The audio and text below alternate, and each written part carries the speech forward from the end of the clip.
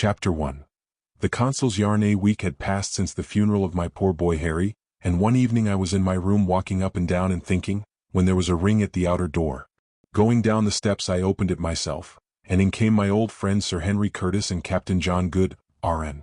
They entered the vestibule and sat themselves down before the wide hearth, where, I remember, a particularly good fire of logs was burning.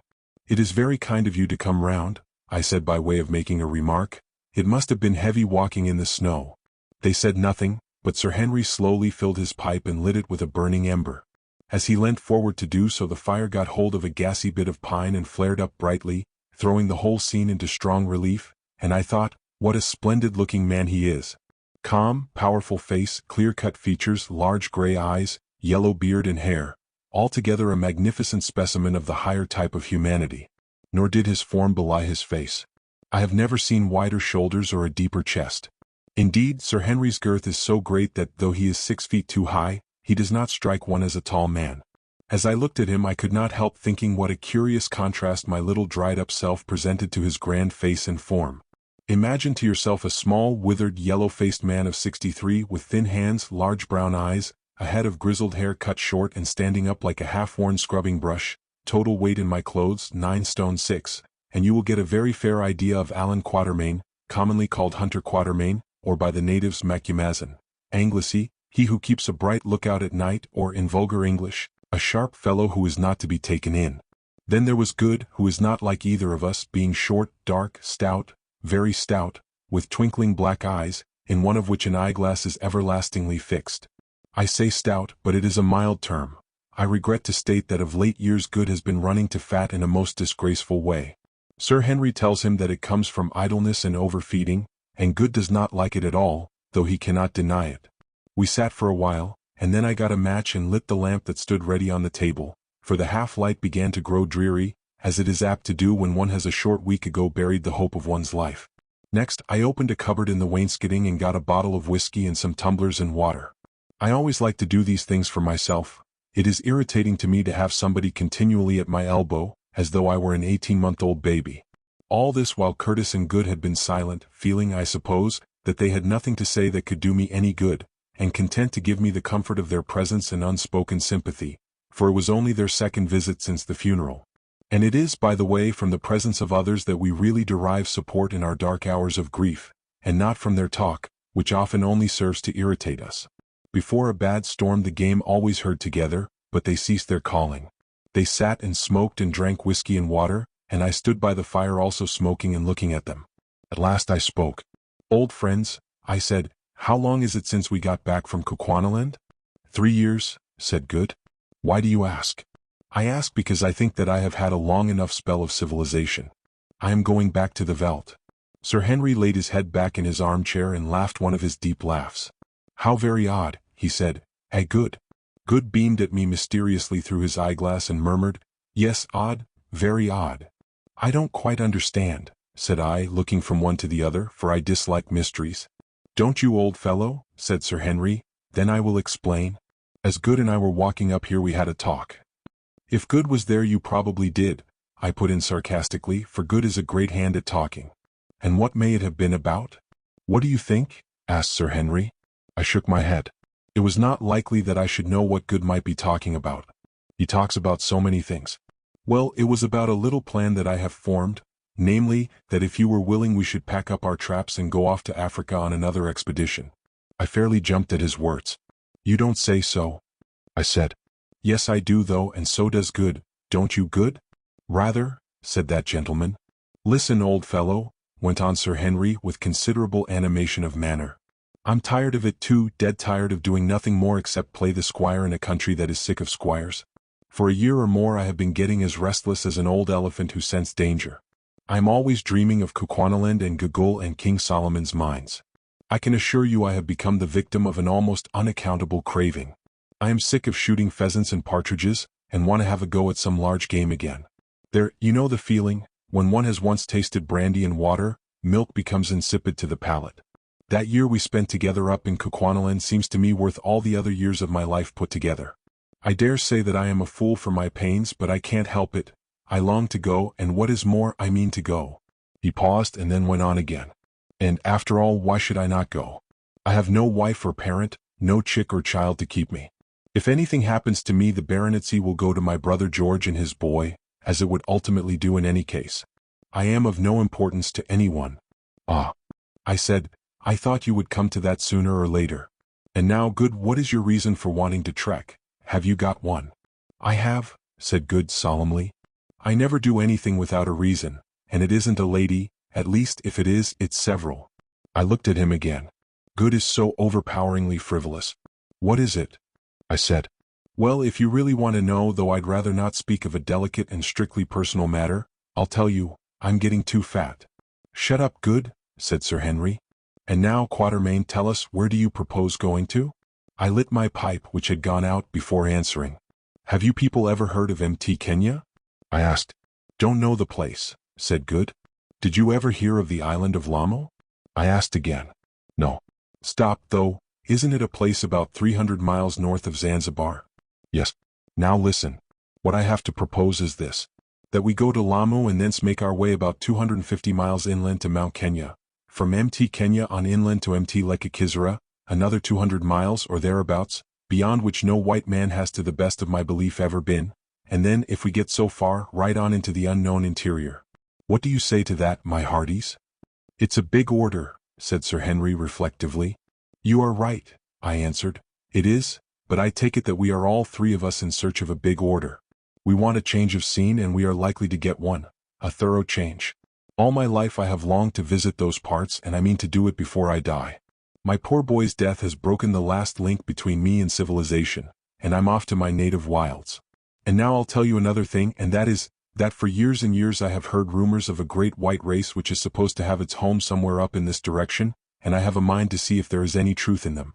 If you fellows like to come, well and good. If not, I'll go alone. I'm your man, though I don't believe in your white race, said Sir Henry Curtis, rising and placing his arm upon my shoulder. Ditto, remarked Good.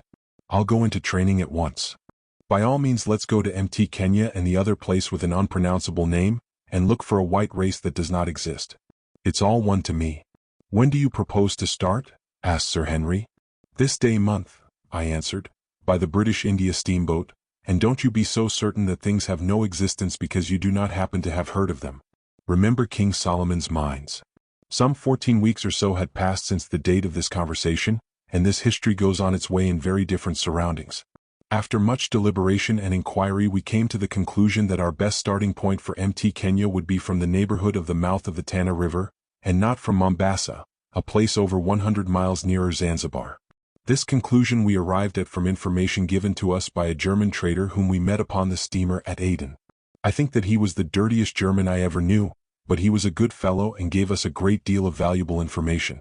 Lamu, said he, you goes to Lamu, oh ze beautiful place, and he turned up his fat face and beamed with mild rapture. 1 year and a half I lived there and never changed my shirt, never at all. And so it came to pass that on arriving at the island we disembarked with all our goods and chattels, and not knowing where to go, marched boldly up to the house of Her Majesty's consul, where we were most hospitably received. Lamu is a very curious place, but the things which stand out most clearly in my memory in connection with it are its exceeding dirtiness and its smells. These last are simply awful. Just below the consulate is the beach, or rather a mud bank that is called a beach. It is left quite bare at low tide, and serves as a repository for all the filth, offal, and refuse of the town. Here it is, too, that the women come to bury coconuts in the mud, leaving them there till the outer husk is quite rotten, when they dig them up again and use the fibers to make mats with and for various other purposes. As this process has been going on for generations, the condition of the shore can be better imagined than described. I have smelt many evil odors in the course of my life, but the concentrated essence of stench which arose from that beach at Lamu as we sat in the moonlit night, not under but on our friend the consul's hospitable roof, and sniffed it, makes the remembrance of them very poor and faint. No wonder people get fever at Lamu. And yet the place was not without a certain quaintness and charm of its own, though possibly, indeed probably, it was one which would quickly pall. Well, where are you gentlemen steering for? Asked our friend the hospitable consul as we smoked our pipes after dinner. We propose to go to Mt. Kenya and then on to Mt. Lekakizera, answered Sir Henry. Quatermain has got hold of some yarn about there being a white race up in the unknown territories beyond. The consul looked interested and answered that he had heard something of that too. What have you heard? I asked. Oh, not much. All I know about it is that a year or so ago I got a letter from Mackenzie, the Scotch missionary whose station, the Highlands, is placed at the highest navigable point of the Tana River, in which he said something about it. Have you the letter? I asked. No, I destroyed it, but I remember that he said that a man had arrived at his station who declared that 2 months' journey beyond Mt Lekakizera, which no white man has yet visited, at least so far as I know, he found a lake called Laga, and that then he went off to the northeast, a month's journey, over desert and thorn veldt and great mountains, till he came to a country where the people are white and live in stone houses. Here he was hospitably entertained for a while, till at last the priest of the country set it about that he was a devil, and the people drove him away, and he journeyed for 8 months and reached Mackenzie's place, as I heard, dying. That's all I know, and if you ask me, I believe that it is a lie, but if you want to find out more about it, you had better go up the Tana to Mackenzie's place and ask him for information. Sir Henry and I looked at each other. Here was something tangible. I think that we will go to Mr. Mackenzie's, I said. Well, answered the consul, that is your best way, but I warn you that you are likely to have a rough journey, for I hear that the Maasai are about, and as you know, they are not pleasant customers. Your best plan will be to choose a few picked men for personal servants and hunters, and to hire bearers from village to village. It will give you an infinity of trouble, but perhaps on the whole it will prove a cheaper and more advantageous course than engaging a caravan, and you will be less liable to desertion. Fortunately there were at Lamu at this time a party of Wakwafi Askari, soldiers. The Wakwafi, who are a cross between the Maasai and the Wadaveta, are a fine manly race, possessing many of the good qualities of the Zulu, and a great capacity for civilization. They are also great hunters. As it happened, these particular men had recently been on a long trip with an Englishman named Judson, who had started from Mombasa, a port about 150 miles below Lamu, and journeyed right round Kilimanjaro, one of the highest known mountains in Africa. Poor fellow, he had died of fever when on his return journey, and within a day's march of Mombasa.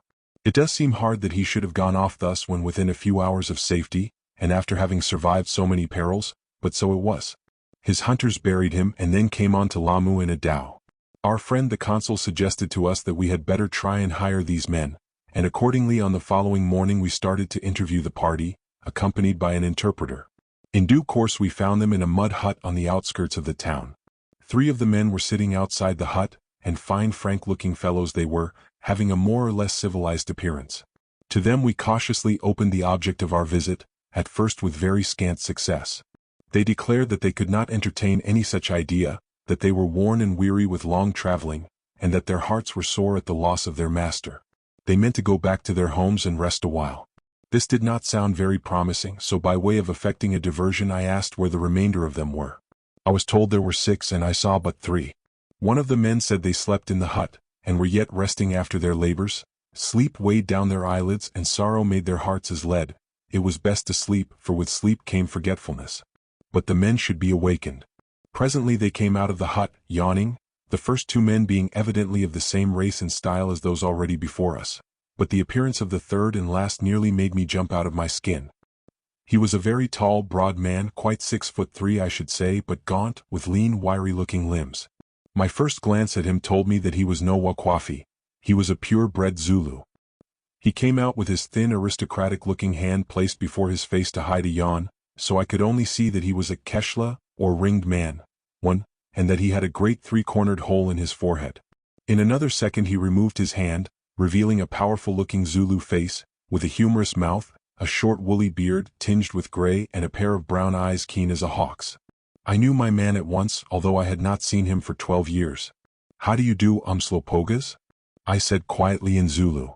1. Among the Zulus a man assumes the ring, which is made of a species of black gum twisted in with the hair, and polished a brilliant black, when he has reached a certain dignity in age, or is the husband of a sufficient number of wives. Till he is in a position to wear a ring he is looked on as a boy, though he may be 35 years of age or even more. Q. The tall man, who among his own people was commonly known as the woodpecker, and also as the slaughterer, started, and almost let the long-handled battle-axe he held in his hand fall in his astonishment. Next second he had recognized me, and was saluting me in an outburst of sonorous language which made his companions the Wakwafi stare. Kuz, chief, he began, Kuz Waipajit, Kuzwanko, chief from of old, mighty chief, Kuz, Baba, father, Macumazan, old hunter, slayer of elephants, eater up of lions, clever one, watchful one, brave one, quick one, whose shot never misses, who strikes straight home, who grasps a hand and holds it to the death, I is a true friend, Kuz, Baba. Wise is the voice of our people that says, mountain never meets with mountain, but at daybreak or at even man shall meet again with man. Behold, a messenger came up from Nadal. Macumazahn is dead, cried he. The land knows Macumazahn no more. That is years ago. And now, behold, now in this strange place of stinks I find Macumazahn, my friend. There is no room for doubt. The brush of the old jackal has gone a little gray, but is not his eye as keen, and are not his teeth as sharp? Macumazahn, mindest thou how thou didst plant the ball in the eye of the charging buffalo? Mindest thou? I had let him run on thus because I saw that his enthusiasm was producing a marked effect upon the minds of the 5 Wakwafi, who appeared to understand something of his talk, but now I thought it time to put a stop to it, for there is nothing that I hate so much as this Zulu system of extravagant praising, bonjuring, as they call it. Silence, I said. Has all thy noisy talk been stopped up since last I saw thee, that it breaks out thus and sweeps us away? What doest thou here with these men, thou whom I left a chief in Zululand? How is it that thou art far from thine own place, and gathered together with strangers? Umslopogaas leant himself upon the head of his long battle-axe, which was nothing else but a pole-axe, with a beautiful handle of rhinoceros horn, and his grim face grew sad. My father, he answered, I have a word to tell thee, but I cannot speak it before these low people, Omphagozana, and he glanced at the Wakwafi Askari, it is for thine own ear. My father, this will I say, and here his face grew stern again, a woman betrayed me to the death and covered my name with shame.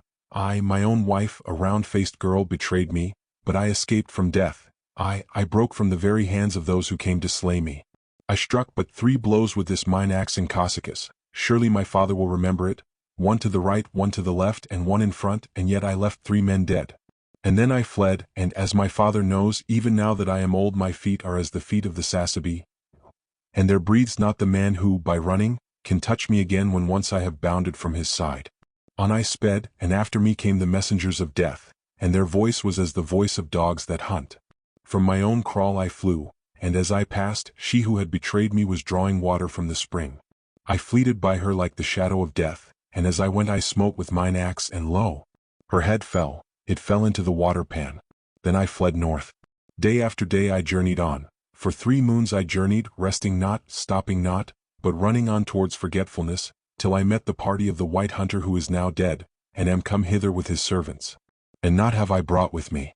I who was high-born, I of the blood of Shaka the great king, a chief and a captain of the regiment of the Nkomabakosi, am a wanderer in strange places, a man without a kraal.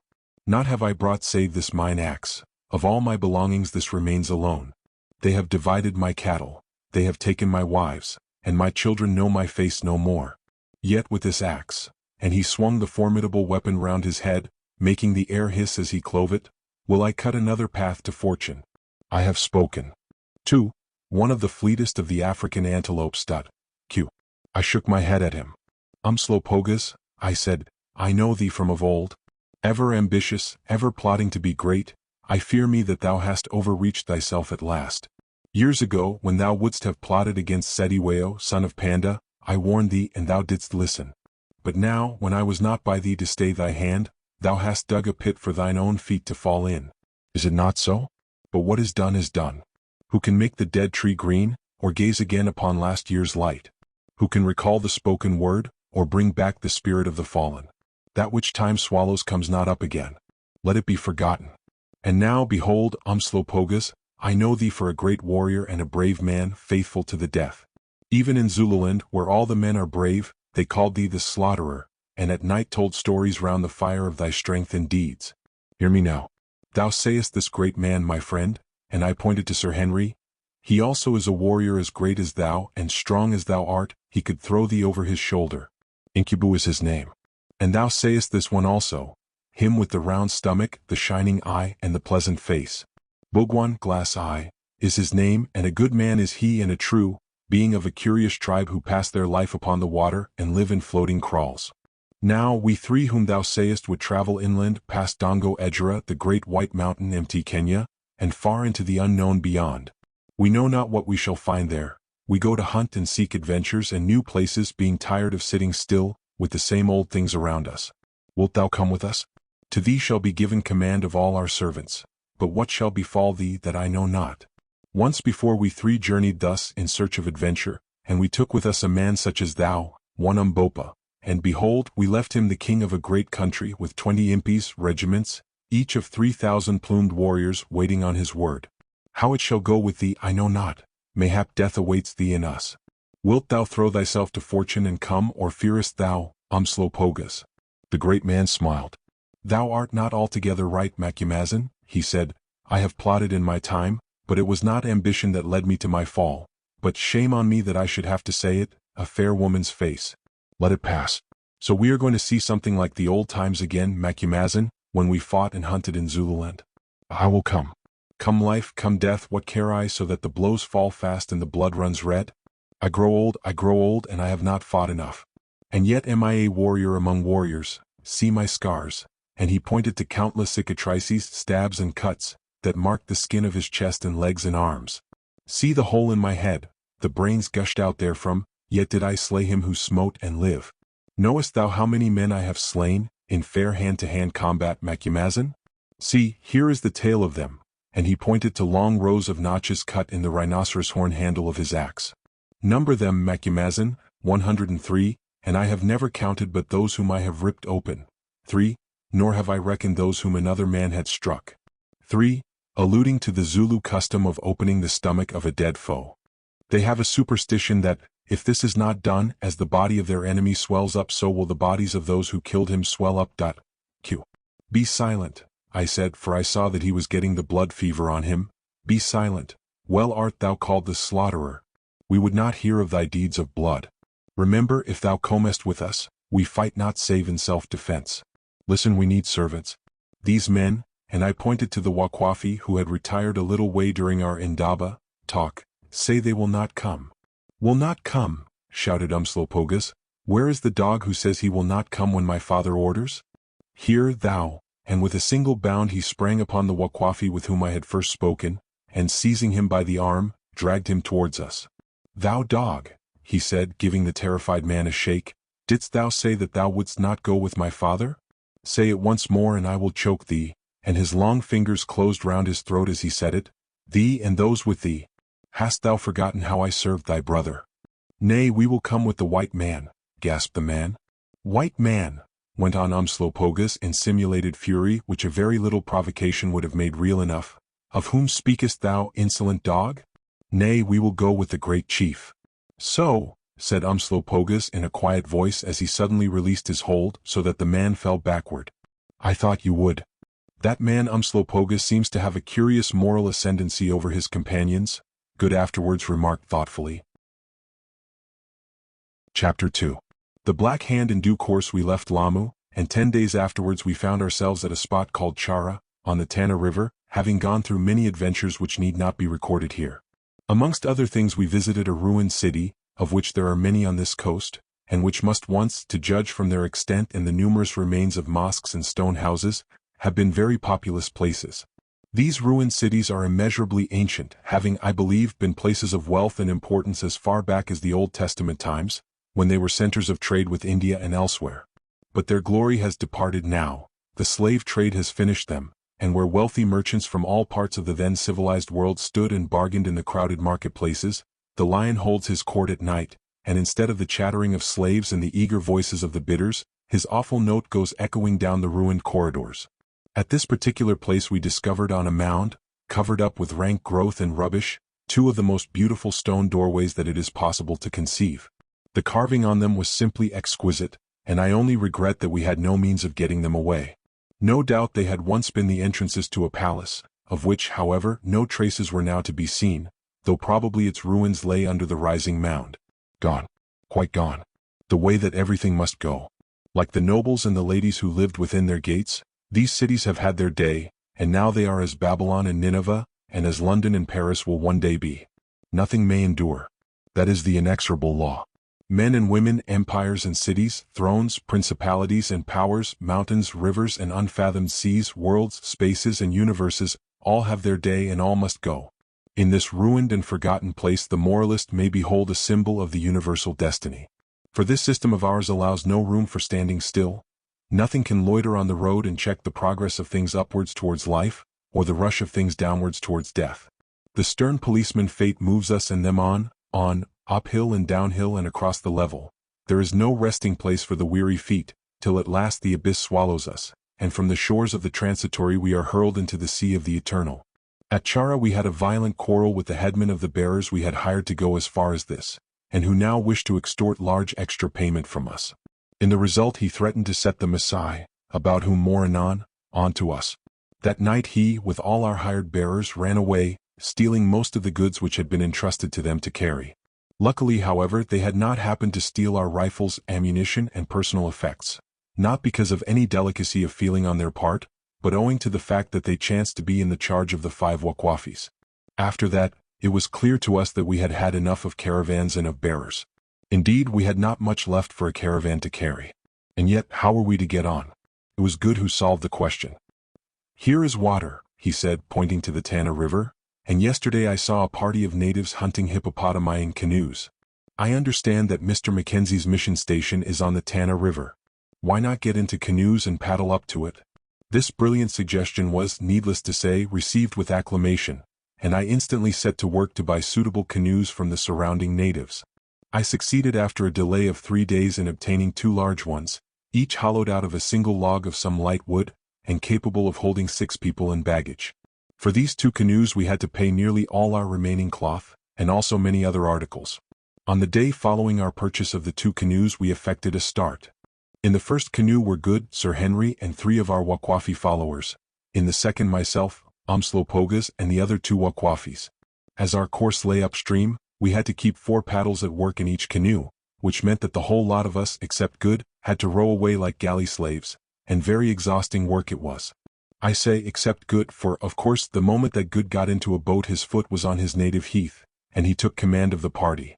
And certainly he worked us. On shore Good is a gentle, mild-mannered man and given to jocosity, but as we found to our cost, Good in a boat was a perfect demon. To begin with, he knew all about it and we didn't. On all nautical subjects, from the torpedo fittings of a man-of-war down to the best way of handling the paddle of an African canoe, he was a perfect mine of information, which to say the least of it, we were not. Also his ideas of discipline were of the sternest, and in short, he came the Royal Naval Officer over us pretty considerably, and paid us out amply for all the chaff we were wont to treat him to on land. But on the other hand I am bound to say that he managed the boats admirably. After the first day Good succeeded, with the help of some cloth and a couple of poles, in rigging up a sail in each canoe, which lightened our labors not a little. But the current ran very strong against us, and at the best we were not able to make more than 20 miles a day. Our plan was to start at dawn, and paddle along till about 10:30, by which time the sun got too hot to allow of further exertion. Then we moored our canoes to the bank and ate our frugal meal, after which we ate or otherwise amused ourselves till about 3 o'clock, when we again started, and rowed till within an hour of sundown, when we called a halt for the night. On landing in the evening, Good would at once set to work, with the help of the Askari, to build a little sherm, or small enclosure, fenced with thorn bushes, and to light a fire. I, with Sir Henry and Umslopogaas, would go out to shoot something for the pot. Generally this was an easy task, for all sorts of game abounded on the banks of the Tana. One night Sir Henry shot a young cow giraffe, of which the marrow bones were excellent. On another I got a couple of waterbuck right and left, and once, to his own intense satisfaction, Umslopogaas, who, like most Zulus, was a vile shot with a rifle, managed to kill a fine fat eland with a martini I had lent him. Sometimes we varied our food by shooting some guinea fowl or bush-bustard paw, both of which were numerous, with a shotgun, or by catching a supply of beautiful yellow fish, with which the waters of the Tana swarmed, and which form, I believe, one of the chief food supplies of the crocodiles. 3 days after our start an ominous incident occurred. We were just drawing into the bank to make our camp as usual for the night, when we caught sight of a figure standing on a little knoll not 40 yards away, and intensely watching our approach. One glance was sufficient, although I was personally unacquainted with the tribe, to tell me that he was a Masai Elmoran or young warrior. Indeed, had I had any doubts, they would have quickly been dispelled by the terrified ejaculation of Masai, that burst simultaneously from the lips of our Wakwafi followers, who are, as I think I have said, themselves bastard Masai. And what a figure he presented as he stood there in his savage war gear. Accustomed as I have been to savages all my life, I do not think that I have ever before seen anything quite so ferocious or awe-inspiring. To begin with, the man was enormously tall, quite as tall as Umslopogaas I should say, and beautifully though somewhat slightly shaped, but with the face of a devil. In his right hand he held a spear about 5.5 feet long, the blade being 2.5 feet in length, by nearly 3 inches in width, and having an iron spike at the end of the handle that measured more than a foot. On his left arm was a large and well-made elliptical shield of buffalo hide, on which were painted strange heraldic-looking devices. On his shoulders was a huge cape of hawk's feathers, and round his neck was a nabera, or strip of cotton, about 17 feet long by 1.5 broad, with a stripe of color running down the middle of it. The tanned goatskin robe, which formed his ordinary attire in times of peace, was tied lightly round his waist, so as to serve the purposes of a belt, and through it were stuck, on the right and left sides respectively, his short pear-shaped sime or sword, which is made of a single piece of steel, and carried in a wooden sheath, and an enormous knobkerrie. But perhaps the most remarkable feature of his attire consisted of a headdress of ostrich feathers, which was fixed on the chin, and passed in front of the ears to the forehead, and, being shaped like an ellipse, completely framed the face, so that the diabolical countenance appeared to project from a sort of feather fire screen. Round the ankles he wore black fringes of hair, and, projecting from the upper portion of the calves, to which they were attached, were long spurs like spikes, from which flowed down tufts of the beautiful black and waving hair of the colobus monkey. Such was the elaborate array of the Masai Elmoran who stood watching the approach of our 2 canoes, but it is one which, to be appreciated, must be seen. Only those who see it do not often live to describe it. Of course I could not make out all these details of his full dress on the occasion of this my first introduction, being, indeed, amply taken up with the consideration of the general effect. But I had plenty of subsequent opportunities of becoming acquainted with the items that went to make it up. Whilst we were hesitating what to do, the Masai warrior drew himself up in a dignified fashion, shook his huge spear at us, and turning, vanished on the further side of the slope. "Hullo!" holloaed Sir Henry from the other boat. "Our friend the caravan leader has been as good as his word and set the Masai after us. Do you think it will be safe to go ashore?" I did not think it would be at all safe, but, on the other hand, we had no means of cooking in the canoes and nothing that we could eat raw, so it was difficult to know what to do. At last Umslopogaas simplified matters by volunteering to go and reconnoiter, which he did, creeping off into the bush like a snake, while we hung off in the stream waiting for him. In half an hour he returned and told us that there was not a Masai to be seen anywhere about, but that he had discovered a spot where they had recently been encamped, and that from various indications he judged that they must have moved on an hour or so before, the man we saw having no doubt been left to report upon our movements. Thereupon we landed, and having posted a sentry, proceeded to cook and eat our evening meal. This done, we took the situation into our serious consideration. Of course, it was possible that the apparition of the Masai warrior had nothing to do with us, that he was merely one of a band bent upon some marauding and murdering expedition against another tribe. But when we recalled the threat of the caravan leader, and reflected on the ominous way in which the warrior had shaken his spear at us, this did not appear very probable. On the contrary, what did seem probable was that the party was after us and awaiting a favorable opportunity to attack us. This being so, there were 2 things that we could do, one of which was to go on and the other to go back. The latter idea was, however, rejected at once, it being obvious that we should encounter as many dangers in retreat as in advance, and besides, we had made up our minds to journey onwards at any price. Under these circumstances, however, we did not consider it safe to sleep ashore, so we got into our canoes, and, paddling out into the middle of the stream, which was not very wide here, managed to anchor them by means of big stones fastened to ropes made of coconut fiber, of which there were several fathoms in each canoe. Here the mosquitoes nearly ate us up alive, and this, combined with anxiety as to our position, effectually prevented me from sleeping as the others were doing, notwithstanding the attacks of the aforesaid Tana mosquitoes. And so I lay awake, smoking and reflecting on many things, but, being of a practical turn of mind, chiefly on how we were to give those Masai villains the slip. It was a beautiful moonlight night, and notwithstanding the mosquitoes and the great risk we were running from fever from sleeping in such a spot, and forgetting that I had the cramp very badly in my right leg from squatting in a constrained position in the canoe, and that the Wakwafi who was sleeping beside me smelt horribly, I really began to enjoy myself. The moonbeams played upon the surface of the running water that speeded unceasingly past us towards the sea, like men's lives towards the grave, till it glittered like a wide sheet of silver, that is in the open where the trees threw no shadows. Near the banks, however, it was very dark and the night wind sighed sadly in the reeds. To our left, on the further side of the river, was a little sandy bay which was clear of trees, and here I could make out the forms of numerous antelopes advancing to the water, till suddenly there came an ominous roar, whereupon they all made off hurriedly. Then after a pause I caught sight of the massive form of His Majesty the Lion, coming down to drink his fill after meat. Presently he moved on, then came a crashing of the reeds about 50 yards above us, and a few minutes later a huge black mass rose out of the water, about 20 yards from me, and snorted. It was the head of a hippopotamus. Down it went without a sound, only to rise again within 5 yards of where I sat. This was decidedly too near to be comfortable, more especially as the hippopotamus was evidently animated by intense curiosity to know what on earth our canoes were. He opened his great mouth to yawn, I suppose, and gave me an excellent view of his ivories, and I could not help reflecting how easily he could crunch up our frail canoe with a single bite. Indeed, I had half a mind to give him a ball from my 8-bore, but on reflection determined to let him alone unless he actually charged the boat. Presently he sank again as noiselessly as before, and I saw no more of him. Just then, on looking towards the bank on our right, I fancied that I caught sight of a dark figure flitting between the tree trunks. I have very keen sight, and I was almost sure that I saw something, but whether it was bird, beast, or man I could not say. At the moment, however, a dark cloud passed over the moon and I saw no more of it. Just then, too, although all the other sounds of the forest had ceased, a species of horned owl with which I was well acquainted began to hoot with great persistency. After that, save for the rustling of trees and reeds when the wind caught them, there was complete silence.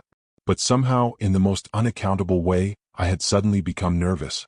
There was no particular reason why I should be, beyond the ordinary reasons which surround the Central African traveler, and yet I undoubtedly was. If there is one thing more than another of which I have the most complete and entire scorn and disbelief, it is of presentiments, and yet here I was all of a sudden filled with and possessed by a most undoubted presentiment of approaching evil. I would not give way to it, however, although I felt the cold perspiration stand out upon my forehead. I would not arouse the others. Worse and worse I grew, my pulse fluttered like a dying man's, my nerves thrilled with the horrible sense of impotent terror which anybody who is subject to nightmare will be familiar with, but still my will triumphed over my fears, and I lay quiet, for I was half sitting, half lying in the bow of the canoe, only turning my face so as to command a view of Umslopogaas and the 2 Wakwafi who were sleeping alongside of and beyond me.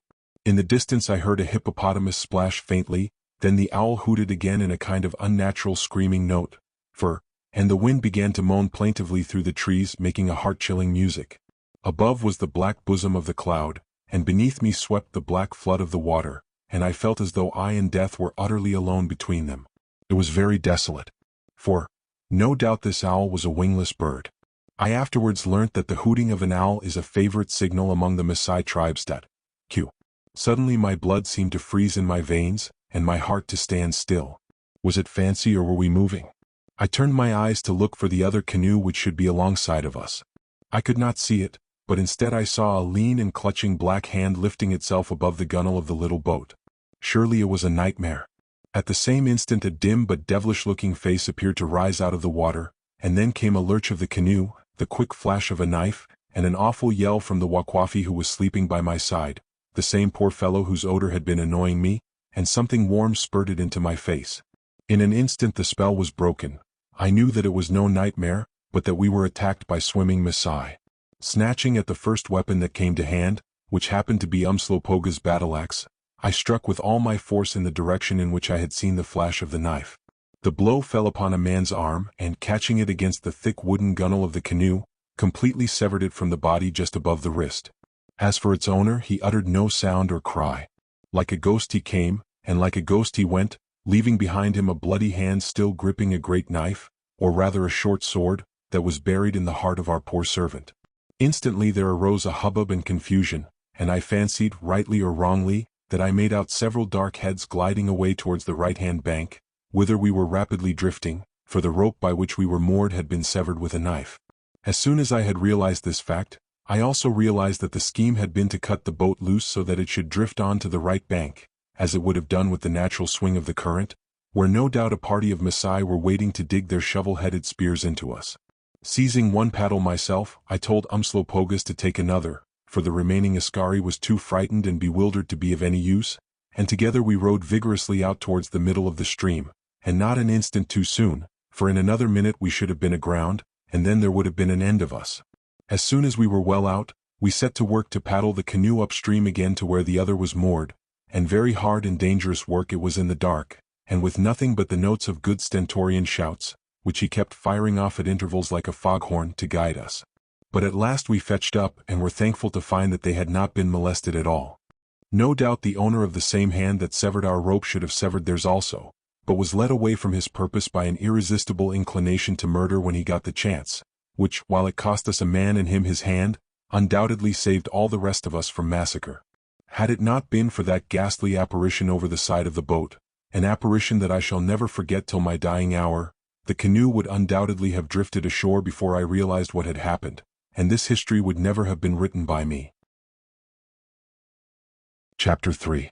The Mission Station.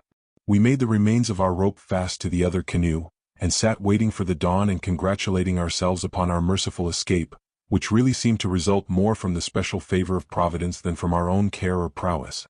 At last it came, and I have not often been more grateful to see the light, though so far as my canoe was concerned it revealed a ghastly sight.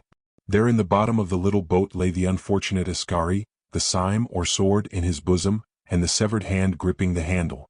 I could not bear the sight, so hauling up the stone which had served as an anchor to the other canoe, we made it fast to the murdered man and dropped him overboard, and down he went to the bottom, leaving nothing but a train of bubbles behind him. Alas! When our time comes, most of us like him leave nothing but bubbles behind, to show that we have been, and the bubbles soon burst. The hand of his murderer we threw into the stream where it slowly sank.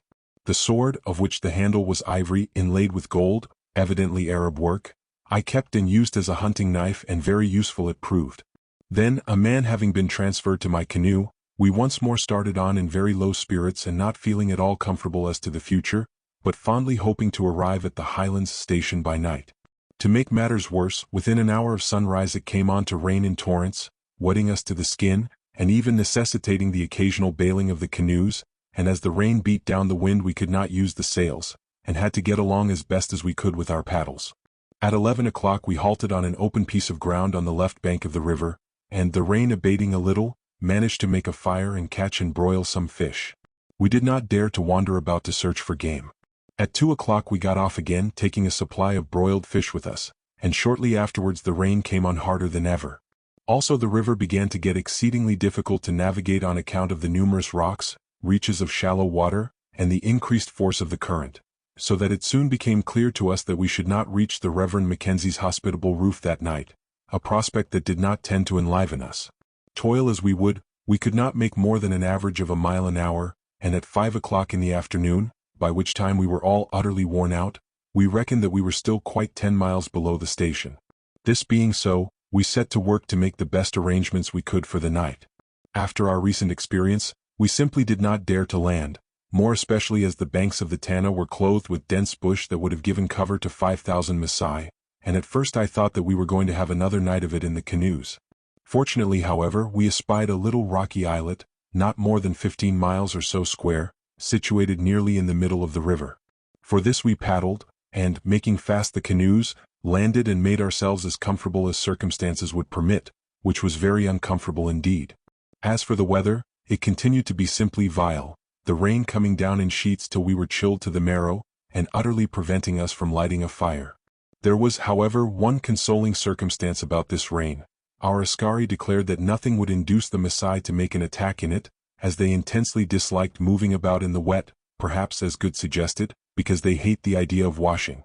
We ate some insipid and sodden cold fish, that is, with the exception of Umslopogaas, who, like most Zulus, cannot bear fish, and took a pull of brandy, of which we fortunately had a few bottles left, and then began what, with one exception, when we same 3 white men nearly perished of cold on the snow of Sheba's breast in the course of our journey to Kukwanaland, was, I think, the most trying night I ever experienced.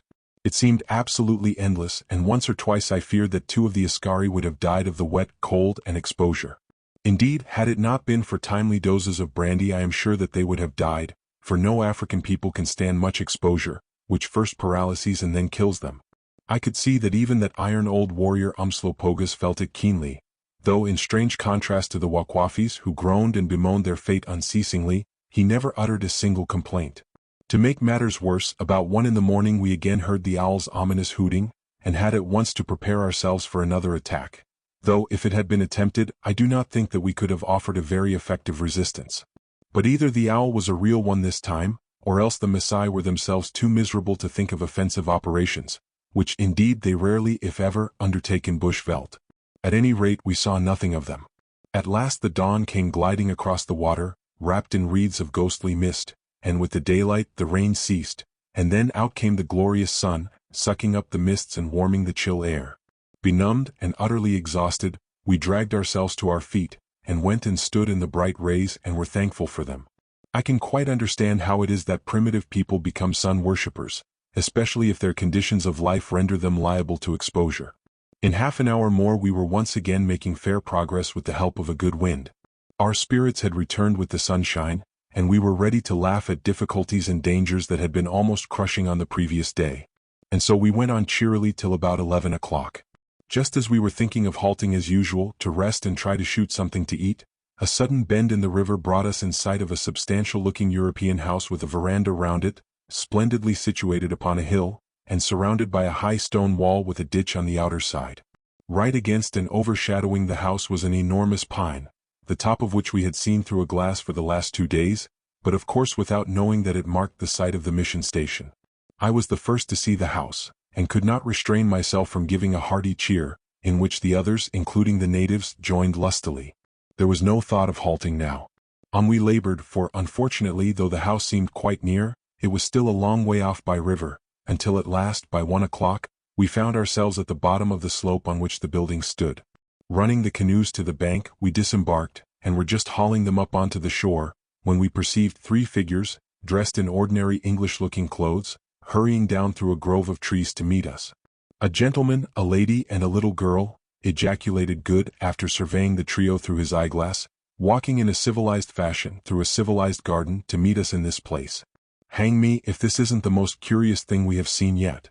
Good was right, it certainly did seem odd and out of place, more like a scene out of a dream or an Italian opera than a real tangible fact, and the sense of unreality was not lessened when we heard ourselves addressed in good broad Scotch, which, however, I cannot reproduce. "How do you do, sirs?" said Mr. Mackenzie, a grey-haired, angular man with a kindly face and red cheeks. "I hope I see you very well. My natives told me an hour ago they spied 2 canoes with white men in them coming up the river, so we have just come down to meet you. And it is very glad that we are to see a white face again, let me tell you," put in the lady, a charming and refined-looking person. We took off our hats in acknowledgment, and proceeded to introduce ourselves. "And now," said Mr. Mackenzie, "you must all be hungry and weary, so come on, gentlemen, come on, and right glad we are to see you. The last white who visited us was Alphonse. You will see Alphonse presently, and that was a year ago." Meanwhile we had been walking up the slope of the hill, the lower portion of which was fenced off, sometimes with quince fences and sometimes with rough stone walls, into Kaffir gardens, just now full of crops of mealies, pumpkins, potatoes, etc. In the corners of these gardens were groups of neat mushroom-shaped huts, occupied by Mr. Mackenzie's mission natives, whose women and children came pouring out to meet us as we walked. Through the center of the gardens ran the roadway up which we were walking. It was bordered on each side by a line of orange trees, which, although they had only been planted 10 years, had in the lovely climate of the uplands below Mt. Kenya, the base of which is about 5,000 feet above the coastline level, already grown to imposing proportions, and were positively laden with golden fruit. After a stiffish climb of a quarter of a mile or so, for the hillside was steep, we came to a splendid quince fence also covered with fruit, which enclosed, Mr. Mackenzie told us, a space of about 4 acres of ground that contained his private garden, house, church, and outbuildings, and indeed the whole hilltop. And what a garden it was! I have always loved a good garden, and I could have thrown up my hands for joy when I saw Mr. Mackenzie's.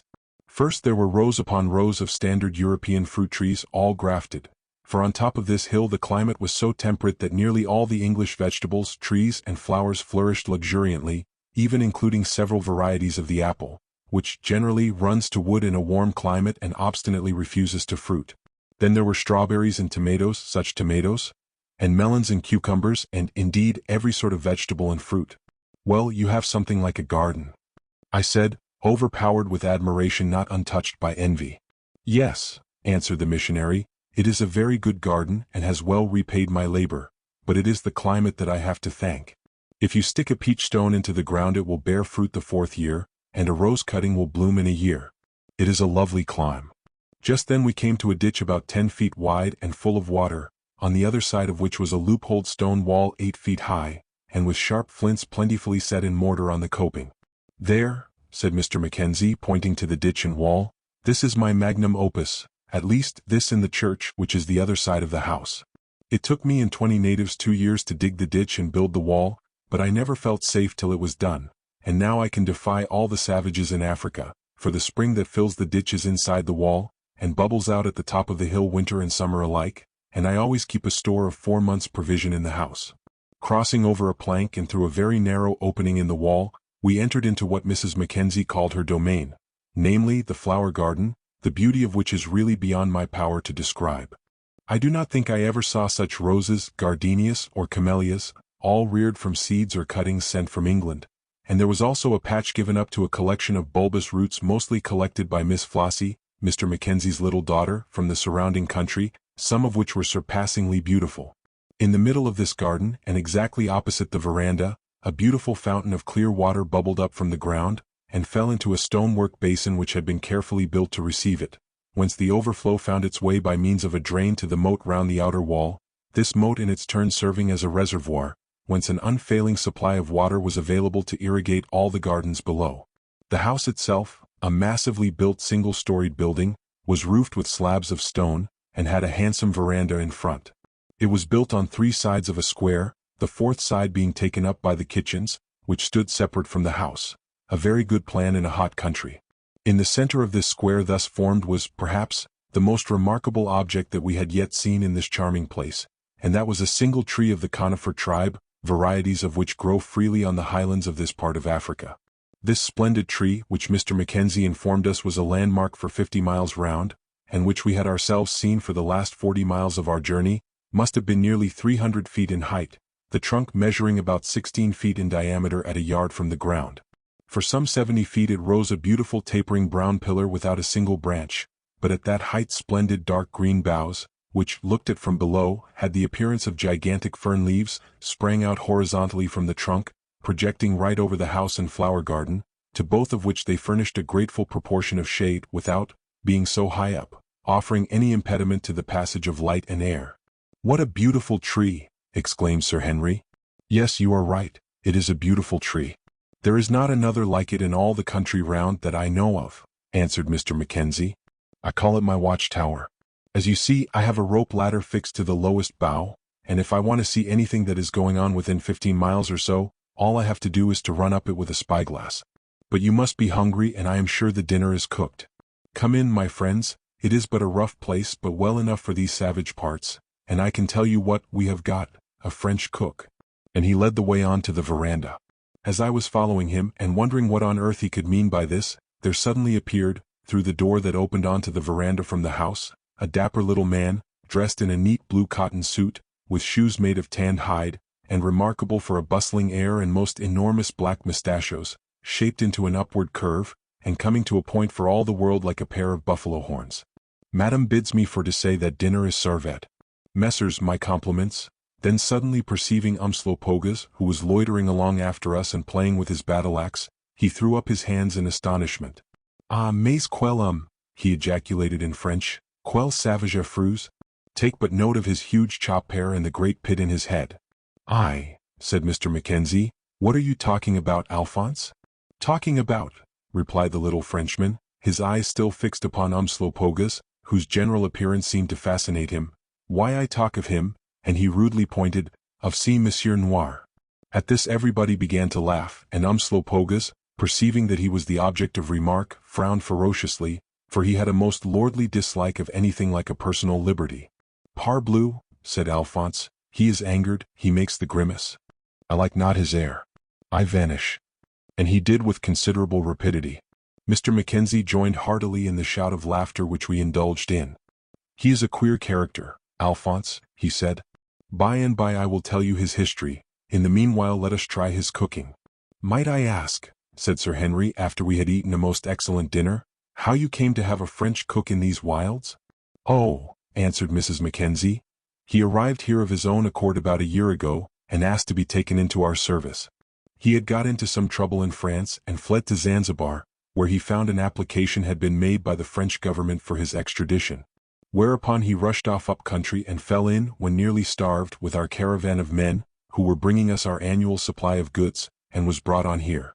You should get him to tell you the story. When dinner was over we lit our pipes, and Sir Henry proceeded to give our host a description of our journey up here, over which he looked very grave. It is evident to me, he said, that those rascally Masai are following you, and I am very thankful that you have reached this house in safety. I do not think that they will dare to attack you here. It is unfortunate, though, that nearly all my men have gone down to the coast with ivory and goods. There are 200 of them in the caravan, and the consequence is that I have not more than 20 men available for defensive purposes in case they should attack us. But still I will just give a few orders, and calling a black man who was loitering about outside in the garden, he went to the window and addressed him in a Swahili dialect. The man listened and then saluted and departed. I am sure I devoutly hope that we shall bring no such calamity upon you, said I, anxiously, when he had taken his seat again. Rather than bring those bloodthirsty villains about your ears, we will move on and take our chance. You will do nothing of the sort. If the Masai come, they come, and there is an end on it, and I think we can give them a pretty warm greeting. I would not show any man the door for all the Masai in the world. That reminds me, I said, the consul at Lamu told me that he had had a letter from you, in which you said that a man had arrived here who reported that he had come across a white people in the interior. Do you think that there was any truth in his story? I ask because I have once or twice in my life heard rumors from natives who have come down from the far north of the existence of such a race. Mr. Mackenzie, by way of answer, went out of the room and returned, bringing with him a most curious sword. It was long, and all the blade, which was very thick and heavy, was to within 1/4 of an inch of the cutting edge worked into an ornamental pattern exactly as we work soft wood with a fret saw, the steel, however, being invariably pierced in such a way as not to interfere with the strength of the sword. This in itself was sufficiently curious, but what was still more so was that all the edges of the hollow spaces cut through the substance of the blade were most beautifully inlaid with gold, which was in some way that I cannot understand welded on to the steel. 5. Since I saw the above I have examined hundreds of these swords, but have never been able to discover how the gold plates were inlaid in the fretwork. The armorers who make them in Zuvendis bind themselves by oath not to reveal the secret that Q. There, said Mr. Mackenzie, did you ever see a sword like that? We all examined it and shook our heads. Well, I have got it to show you because this is what the man who said he had seen the white people brought with him, and because it does more or less give an air of truth to what I should otherwise have set down as a lie. Look here, I will tell you all that I know about the matter, which is not much. One afternoon, just before sunset, I was sitting on the veranda, when a poor, miserable, starved-looking man came limping up and squatted down before me. I asked him where he came from and what he wanted, and thereon he plunged into a long rambling narrative about how he belonged to a tribe far in the north, and how his tribe was destroyed by another tribe, and he with a few other survivors driven still further north past a lake named Laga. Thence, it appears, he made his way to another lake that lay up in the mountains, a lake without a bottom, he called it, and here his wife and brother died of an infectious sickness, probably smallpox, whereon the people drove him out of their villages into the wilderness, where he wandered miserably over mountains for 10 days, after which he got into dense thorn forest, and was one day found there by some white men who were hunting, and who took him to a place where all the people were white, and lived in stone houses. Here he remained a week shut up in a house, till one night a man with a white beard, whom he understood to be a medicine man, came and inspected him, after which he was led off and taken through the thorn forest to the confines of the wilderness, and given food and this sword, at least so he said, and turned loose. Well, said Sir Henry, who had been listening with breathless interest, and what did he do then? Oh, he seems, according to his account, to have gone through sufferings and hardships innumerable, and to have lived for weeks on roots and berries, and such things as he could catch and kill. But somehow he did live, and at last by slow degrees made his way south and reached this place. What the details of his journey were I never learnt, for I told him to return on the morrow, bidding one of my headmen look after him for the night. The headman took him away, but the poor man had the itch so badly that the headman's wife would not have him in the hut for fear of catching it, so he was given a blanket and told to sleep outside. As it happened, we had a lion hanging about here just then, and most unhappily he winded this unfortunate wanderer, and, springing on him, bit his head almost off without the people in the hut knowing anything about it, and there was an end of him and his story about the white people, and whether or no there is any truth in it is more than I can tell you. What do you think, Mr. Quatermain? I shook my head and answered, I don't know. There are so many queer things hidden away in the heart of this great continent that I should be sorry to assert that there was no truth in it. Anyhow, we mean to try and find out. We intend to journey to Lekakizara, and thence, if we live to get so far, to this Lake Laga, and if there are any white people beyond, we will do our best to find them. You are very venturesome people, said Mr. Mackenzie with a smile, and the subject dropped. Chapter 4. Alphonse and his Annette. After dinner we thoroughly inspected all the outbuildings and grounds of the station, which I consider the most successful as well as the most beautiful place of the sort that I have seen in Africa. We then returned to the veranda, where we found Umslopogus taking advantage of this favorable opportunity to clean all the rifles thoroughly. This was the only work that he ever did or was asked to do, for as a Zulu chief it was beneath his dignity to work with his hands, but such as it was he did it very well. It was a curious sight to see the great Zulu sitting there upon the floor, his battle-axe resting against the wall behind him, whilst his long aristocratic-looking hands were busily employed, delicately and with the utmost care, cleaning the mechanism of the breech-loaders. He had a name for each gun. One, a double four-bore belonging to Sir Henry, was the Thunderer. Another, my 500 Express, which had a peculiarly sharp report, was the little one who spoke like a whip. The Winchester repeaters were the women who talked so fast that you could not tell one word from another. The 6 Martinis were the common people, and so on with them all. It was very curious to hear him addressing each gun as he cleaned it, as though it were an individual, and in a vein of the quaintest humor. He did the same with his battle-axe, which he seemed to look upon as an intimate friend, and to which he would at times talk by the hour, going over all his old adventures with it, and dreadful enough some of them were. By a piece of grim humor, he had named this axe Inkosikas, which is the Zulu word for chieftainess. For a long while I could not make out why he gave it such a name, and at last I asked him, when he informed me that the axe was very evidently feminine, because of her womanly habit of prying very deep into things, and that she was clearly a chieftainess because all men fell down before her, struck dumb at the sight of her beauty and power. In the same way he would consult Inkosikas, if in any dilemma, and when I asked him why he did so, he informed me it was because she must needs be wise, having looked into so many people's brains. I took up the axe and closely examined this formidable weapon. It was, as I have said, of the nature of a poleaxe. The haft, made out of an enormous rhinoceros horn, was 3 feet 3 inches long, about 1 1/4 inches thick, and with a knob at the end as large as a Maltese orange, left there to prevent the hand from slipping. This horn haft, though so massive, was as flexible as cane and practically unbreakable. But to make assurance doubly sure, it was whipped round at intervals of a few inches with copper wire, all the parts where the hand's grip being thus treated. Just above where the haft entered the head were scored a number of little nicks, each nick representing a man killed in battle with the weapon. The axe itself was made of the most beautiful steel, and apparently of European manufacture, though Umslopogus did not know where it came from, having taken it from the hand of a chief he had killed in battle many years before. It was not very heavy, the head weighing 2.5 pounds as nearly as I could judge. The cutting part was slightly concave in shape, not convex as is generally the case with savage battle-axes, and sharp as a razor, measuring 5 3/4 inches across the widest part. From the back of the axe sprang a stout spike 4 inches long, for the last 2 of which it was hollow, and shaped like a leather punch with an opening for anything forced into the hollow at the punch end to be pushed out above. In fact, in this respect it exactly resembled a butcher's poleaxe. It was with this punch end, as we afterwards discovered, that Umslopogus usually struck when fighting, driving a neat round hole in his adversary's skull, and only using the broad cutting edge for a circular sweep, or sometimes in a melee. I think he considered the punch a neater and more sportsmanlike tool, and it was from his habit of pecking at his enemy with it that he got his name of woodpecker. Certainly in his hands it was a terribly efficient one. Such was Umslopogus' axe, Inkosikas, the most remarkable and fatal hand-to-hand weapon that I ever saw, and one which he cherished as much as his own life.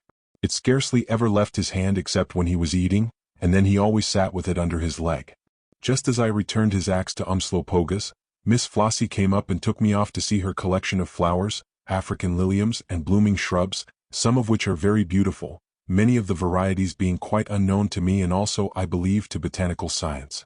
I asked her if she had ever seen or heard of the Goya lily, which Central African explorers have told me they have occasionally met with and whose wonderful loveliness has filled them with astonishment. This lily, which the natives say blooms only once in 10 years, flourishes in the most arid soil. Compared to the size of the bloom, the bulb is small, generally weighing about 4 pounds. As for the flower itself, which I afterwards saw under circumstances likely to impress its appearance fixedly in my mind, I know not how to describe its beauty and splendor, or the indescribable sweetness of its perfume. The flower, for it has only one bloom, rises from the crown of the bulb on a thick fleshy and flat-sided stem. The specimen that I saw measured 14 inches in diameter, and is somewhat trumpet-shaped like the bloom of an ordinary longiflorum set vertically. First there is the green sheath, which in its early stage is not unlike that of a water lily, but which as the bloom opens splits into 4 portions and curls back gracefully towards the stem. Then comes the bloom itself, a single dazzling arch of white enclosing another cup of richest velvety crimson, from the heart of which rises a golden-colored pistil. I have never seen anything to equal this bloom in beauty or fragrance, and as I believe it is but little known, I take the liberty to describe it at length. Looking at it for the first time, I well remember that I realized how even in a flower there dwells something of the majesty of its maker. To my great delight, Miss Flossie told me that she knew the flower well and had tried to grow it in her garden, but without success, adding, however, that as it should be in bloom at this time of the year she thought that she could procure me a specimen. After that I fell to asking her if she was not lonely up here among all these savage people and without any companions of her own age. Lonely? She said. Oh, indeed no. I am as happy as the day is long, and besides I have my own companions. Why, I should hate to be buried in a crowd of white girls all just like myself so that nobody could tell the difference. Here, she said, giving her head a little toss, I am I, and every native for miles around knows the water lily, for that is what they call me, and is ready to do what I want, but in the books that I have read about little girls in England it is not like that. Everybody thinks them a trouble and they have to do what their schoolmistress likes. It would break my heart to be put in a cage like that and not to be free as the air. Would you not like to learn? I asked. So I do learn. Father teaches me Latin and French and arithmetic. And are you never afraid among all these wild men? Afraid? Oh no, they never interfere with me. I think they believe that I am nigh of the divinity, because I am so white and have fair hair. And look here, and diving her little hand into the bodice of her dress she produced a double-barreled nickel-plated derringer. I always carry that loaded, and if anybody tried to touch me I should shoot him. Once I shot a leopard that jumped upon my donkey as I was riding along. It frightened me very much, but I shot it in the ear and it fell dead, and I have its skin upon my bed. Look there, she went on in an altered voice, touching me on the arm and pointing to some faraway object. I said just now that I had companions. There is one of them. I looked, and for the first time there burst upon my sight the glory of Mount Kenya. Hitherto the mountain had always been hidden in mist, but now its radiant beauty was unveiled for many thousand feet, although the base was still wrapped in vapor so that the lofty peak or pillar, towering nearly 20,000 feet into the sky, appeared to be a fairy vision, hanging between earth and heaven and based upon the clouds. The solemn majesty and beauty of this white peak are together beyond the power of my poor pen to describe. There it rose straight and sheer, a glittering white glory, its crest piercing the very blue of heaven. As I gazed at it with that little girl I felt my whole heart lifted up with an indescribable emotion, and for a moment great and wonderful thoughts seemed to break upon my mind, even as the arrows of the setting sun were breaking upon Kenya's snows. Mr. Mackenzie's natives call the mountain the finger of God, and to me it did seem eloquent of immortal peace and of the pure high calm that surely lies above this fevered world. Somewhere I had heard a line of poetry. A thing of beauty is a joy forever. And now it came into my mind, and for the first time I thoroughly understood what it meant. Base, indeed, would be the man who could look upon that mighty snow-wreathed pile, that white old tombstone of the years, and not feel his own utter insignificance, and by whatever name he calls him, worship God in his heart. Such sights are like visions of the spirit. They throw wide the windows of the chamber of our small selfishness and let in a breath of that air that rushes round the rolling spheres, and for a while illumine our darkness with a far-off gleam of the white light which beats upon the throne. Yes, such things of beauty are indeed a joy forever, and I can well understand what little Flossie meant when she talked of Kenya as her companion. As Umslopogaas, savage old Zulu that he was, said when I pointed out to him the peak hanging in the glittering air, a man might look thereon for 1,000 years and yet be hungry to see. But he gave rather another color to his poetical idea when he added in a sort of chant, and with a touch of that weird imagination for which the man was remarkable, that when he was dead he should like his spirit to sit upon that snow-clad peak forever, and to rush down the steep white sides in the breath of the whirlwind, or on the flash of the lightning, and slay and slay and slay. Slay what, you old bloodhound? I asked. This rather puzzled him, but at length he answered, the other shadows. So thou wouldst continue thy murdering even after death? I said. I murder not, he answered hotly, I kill in fair fight. Man is born to kill. He who kills not when his blood is hot is a woman and no man. The people who kill not are slaves.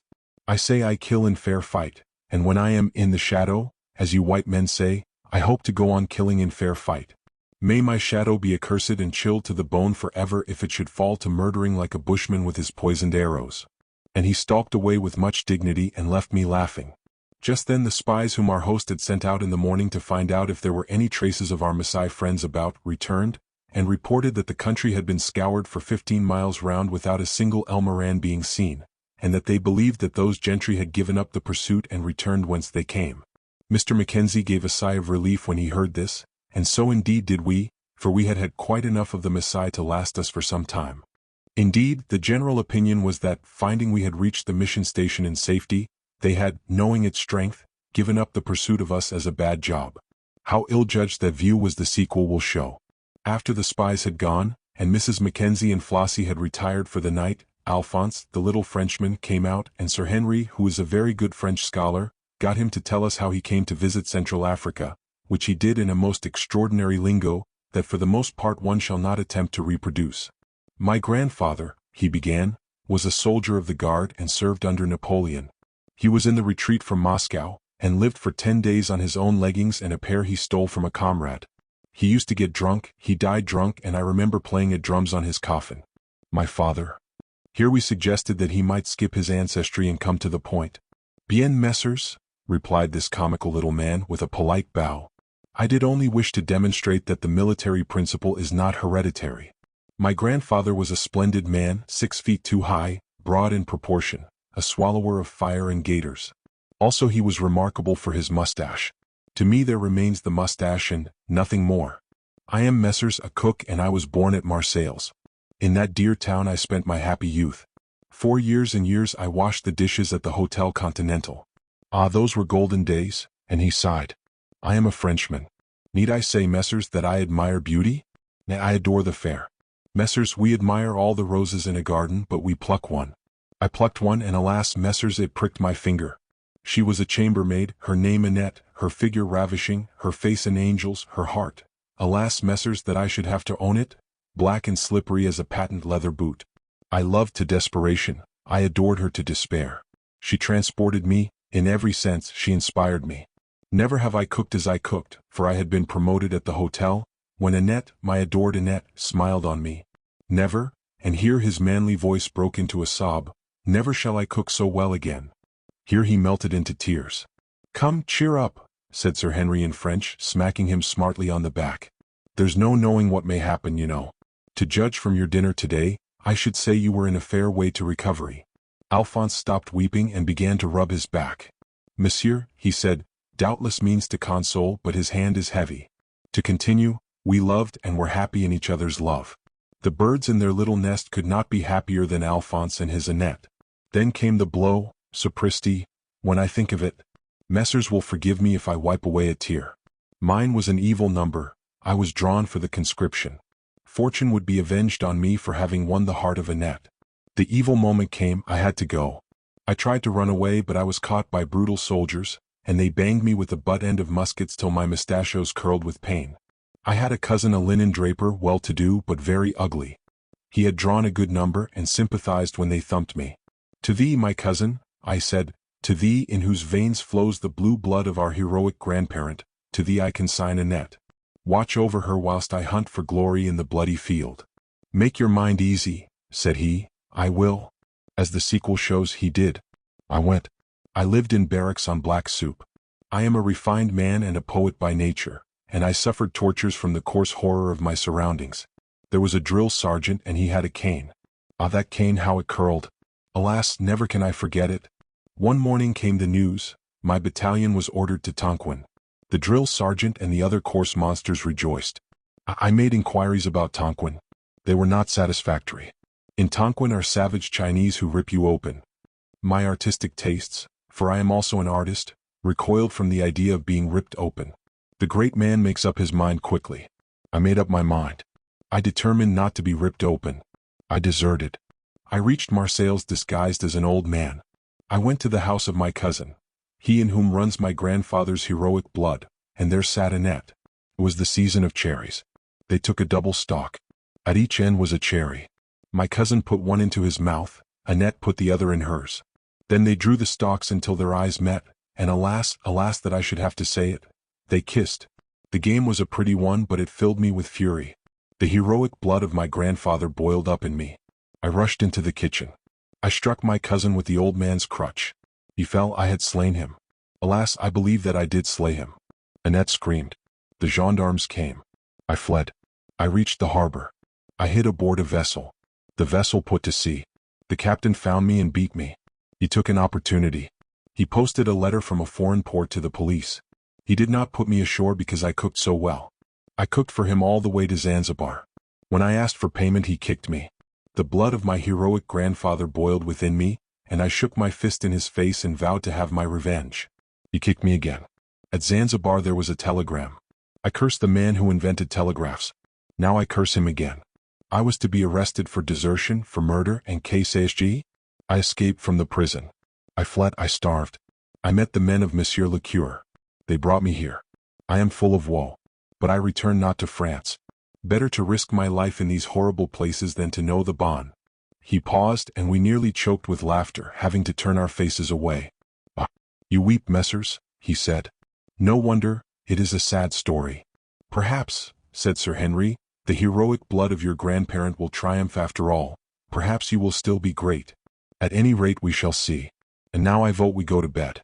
I am dead tired, and we had not much sleep on that confounded rock last night. And so we did, and very strange the tidy rooms and clean white sheets seemed to us after our recent experiences. Chapter 5. Umslopogaas makes a promise. Next morning at breakfast I missed Flossie and asked where she was. Well, said her mother, when I got up this morning I found a note put outside my door in which, but here it is, you can read it for yourself, and she gave me the slip of paper on which the following was written. Dearest M., it is just dawn, and I am off to the hills to get Mr. Q, a bloom of the lily he wants, so don't expect me till you see me. I have taken the white donkey, and nurse and a couple of boys are coming with me, also something to eat as I may be away all day, for I am determined to get the lily if I have to go 20 miles for it. Flossie. I hope she will be all right, I said a little anxiously. I never meant her to trouble after the flower. Ah, Flossie can look after herself, said her mother. She often goes off in this way like a true child of the wilderness. But Mr. Mackenzie, who came in just then and saw the note for the first time, looked rather grave, though he said nothing. After breakfast was over I took him aside and asked him whether it would not be possible to send after the girl and get her back, having in view the possibility of there still being some Messiah hanging about, at whose hands she might come to harm. I fear it would be of no use, he answered. She may be 15 miles off by now, and it is impossible to say what path she has taken.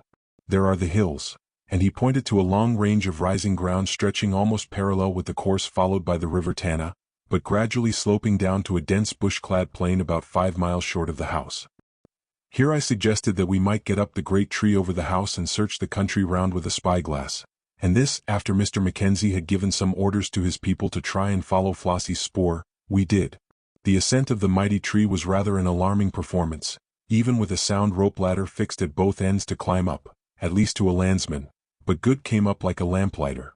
On reaching the height at which the first fern-shaped boughs sprang from the bole, we stepped without any difficulty upon a platform made of boards, nailed from one bough to another, and large enough to accommodate 12 people. As for the view, it was simply glorious. In every direction the bush rolled away in great billows for miles and miles, as far as the glass would show, only here and there broken by the brighter green of patches of cultivation, or by the glittering surface of lakes. To the northwest, Kenya reared his mighty head, and we could trace the Tana River curling like a silver snake almost from his feet, and far away beyond us towards the ocean. It is a glorious country, and only wants the hand of civilized man to make it a most productive one.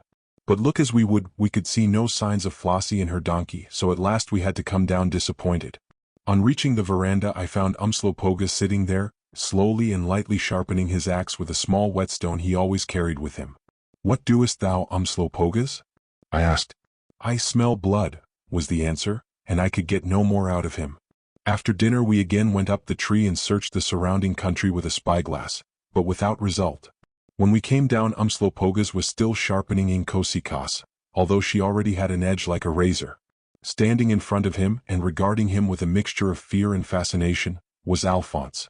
And certainly he did seem an alarming object, sitting there Zulu fashion on his haunches, a wild look upon his intensely savage and yet intellectual face, sharpening at the murderous-looking axe. "Oh, the monster, the horrible man," said the little French cook, lifting his hands in amazement. "See but the hole in his head, the skin beats on it up and down like a baby's. Who would nurse such a baby?" And he burst out laughing at the idea. For a moment Umslopogus looked up from his sharpening, and a sort of evil light played in his dark eyes. "What does the little buffalo heifer," so named by Umslopogus on account of his mustachios and feminine characteristics, say? "Let him be careful or I will cut his horns. Beware, little man monkey, beware." Unfortunately Alphonse, who was getting over his fear of him, went on laughing at "Si drôle d'un monsieur noir." I was about to warn him to desist, when suddenly the huge Zulu bounded off the veranda onto the open space where Alphonse was standing, his features alive with a sort of malicious enthusiasm, and began swinging the axe round and round over the Frenchman's head. "Stand still," I shouted. "Do not move as you value your life, he will not hurt you."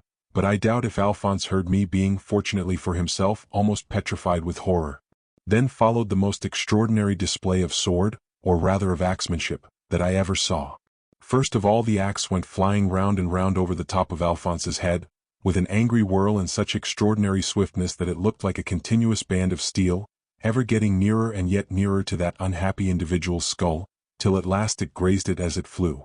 Then suddenly the motion was changed, and it seemed to literally flow up and down his body and limbs, never more than 1/8 of an inch from them, and yet never striking them. It was a wonderful sight to see the little man fixed there, having apparently realized that to move would be to run the risk of sudden death, while his black tormentor towered over him, and wrapped him round with the quick flashes of the axe. For a minute or more this went on, till suddenly I saw the moving brightness travel down the side of Alphonse's face, and then outwards and stop. As it did so a tuft of something black fell to the ground. It was the tip of one of the little Frenchman's curling mustachios. Umslopogus leant upon the handle of Inkosikaas, and broke into a long low laugh, and Alphonse, overcome with fear, sank into a sitting posture on the ground, while we stood astonished at this exhibition of almost superhuman skill and mastery of a weapon. "Inkosikaas is sharp enough," he shouted. "The blow that clipped the buffalo heifer's horn would have split a man from the crown to the chin. Few could have struck it but none could have struck it and not taken off the shoulder too. Look, thou little heifer. Am I a good man to laugh at, thinkest thou? For a space hast thou stood within a hair's breadth of death. Laugh not again, lest the hair's breadth be wanting. I have spoken. What meanest thou by such mad tricks?" I asked of Umslopogus indignantly. "Surely thou art mad. 20 times didst thou go near to slaying the man. And yet, Macumazahn, I slew not. Thrice as Inkosikaas flew the spirit entered into me to end him, and send her crashing through his skull, but I did not. Nay, it was but a jest, but tell the heifer, that it is not well to mock at such as I. Now I go to make a shield, for I smell blood, Macumazahn, of a truth I smell blood. Before the battle hast thou not seen the vulture grow of a sudden in the sky? They smell the blood, Macumazahn, and my scent is more keen than theirs. There is a dry oxhide down yonder, I go to make a shield." "That is an uncomfortable retainer of yours," said Mr. Mackenzie, who had witnessed this extraordinary scene. "He has frightened Alphonse out of his wits. Look," and he pointed to the Frenchman who, with a scared white face and trembling limbs, was making his way into the house. "I don't think that he will ever laugh at le Monsieur Noir again." "Yes," answered I, "it is ill jesting with such as he. When he is roused he is like a fiend, and yet he has a kind heart in his own fierce way. I remember years ago seeing him nurse a sick child for a week. He is a strange character, but true as steel, and a strong stick to rest on in danger." "He says he smells blood," said Mr. Mackenzie. "I only trust he is not right. I am getting very fearful about my little girl. She must have gone far or she would be home by now. It is 3:30 o'clock. I pointed out that she had taken food with her, and very likely would not in the ordinary course of events return till nightfall, but I myself felt very anxious, and fear that my anxiety betrayed itself. Shortly after this, the people whom Mr. Mackenzie had sent out to search for Flossie returned, stating that they had followed the spoor of the donkey for a couple of miles and had then lost it on some stony ground, nor could they discover it again. They had, however, scoured the country far and wide, but without success. After this the afternoon wore drearily on, and towards evening, there still being no signs of Flossie, our anxiety grew very keen. As for the poor mother, she was quite prostrated by her fears, and no wonder, but the father kept his head wonderfully well. Everything that could be done was done. People were sent out in all directions, shots were fired, and a continuous outlook kept from the great tree, but without avail. And then it grew dark, and still no sign of fair-haired little Flossie. At 8 o'clock we had supper. It was but a sorrowful meal, and Mrs. Mackenzie did not appear at it. We three also were very silent, for in addition to our natural anxiety as to the fate of the child, we were weighed down by the sense that we had brought this trouble on the head of our kind host. When supper was nearly at an end, I made an excuse to leave the table. I wanted to get outside and think the situation over. I went on to the veranda and, having lit my pipe, sat down on a seat about a dozen feet from the right-hand end of the structure, which was, as the reader may remember, exactly opposite one of the narrow doors of the protecting wall that enclosed the house and flower garden. I had been sitting there perhaps 6 or 7 minutes when I thought I heard the door move. I looked in that direction and I listened, but, being unable to make out anything, concluded that I must have been mistaken. It was a darkish night, the moon not having yet risen. Another minute passed, when suddenly something round fell with a soft but heavy thud upon the stone flooring of the veranda, and came bounding and rolling along past me. For a moment I did not rise, but sat wondering what it could be. Finally, I concluded it must have been an animal. Just then, however, another idea struck me and I got up quick enough. The thing lay quite still a few feet beyond me. I put down my hand towards it and it did not move. Clearly it was not an animal. My hand touched it. It was soft and warm and heavy. Hurriedly I lifted it and held it up against the faint starlight. It was a newly severed human head.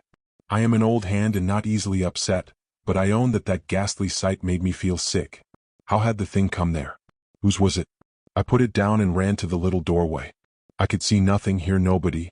I was about to go out into the darkness beyond, but remembering that to do so was to expose myself to the risk of being stabbed, I drew back, shut the door and bolted it.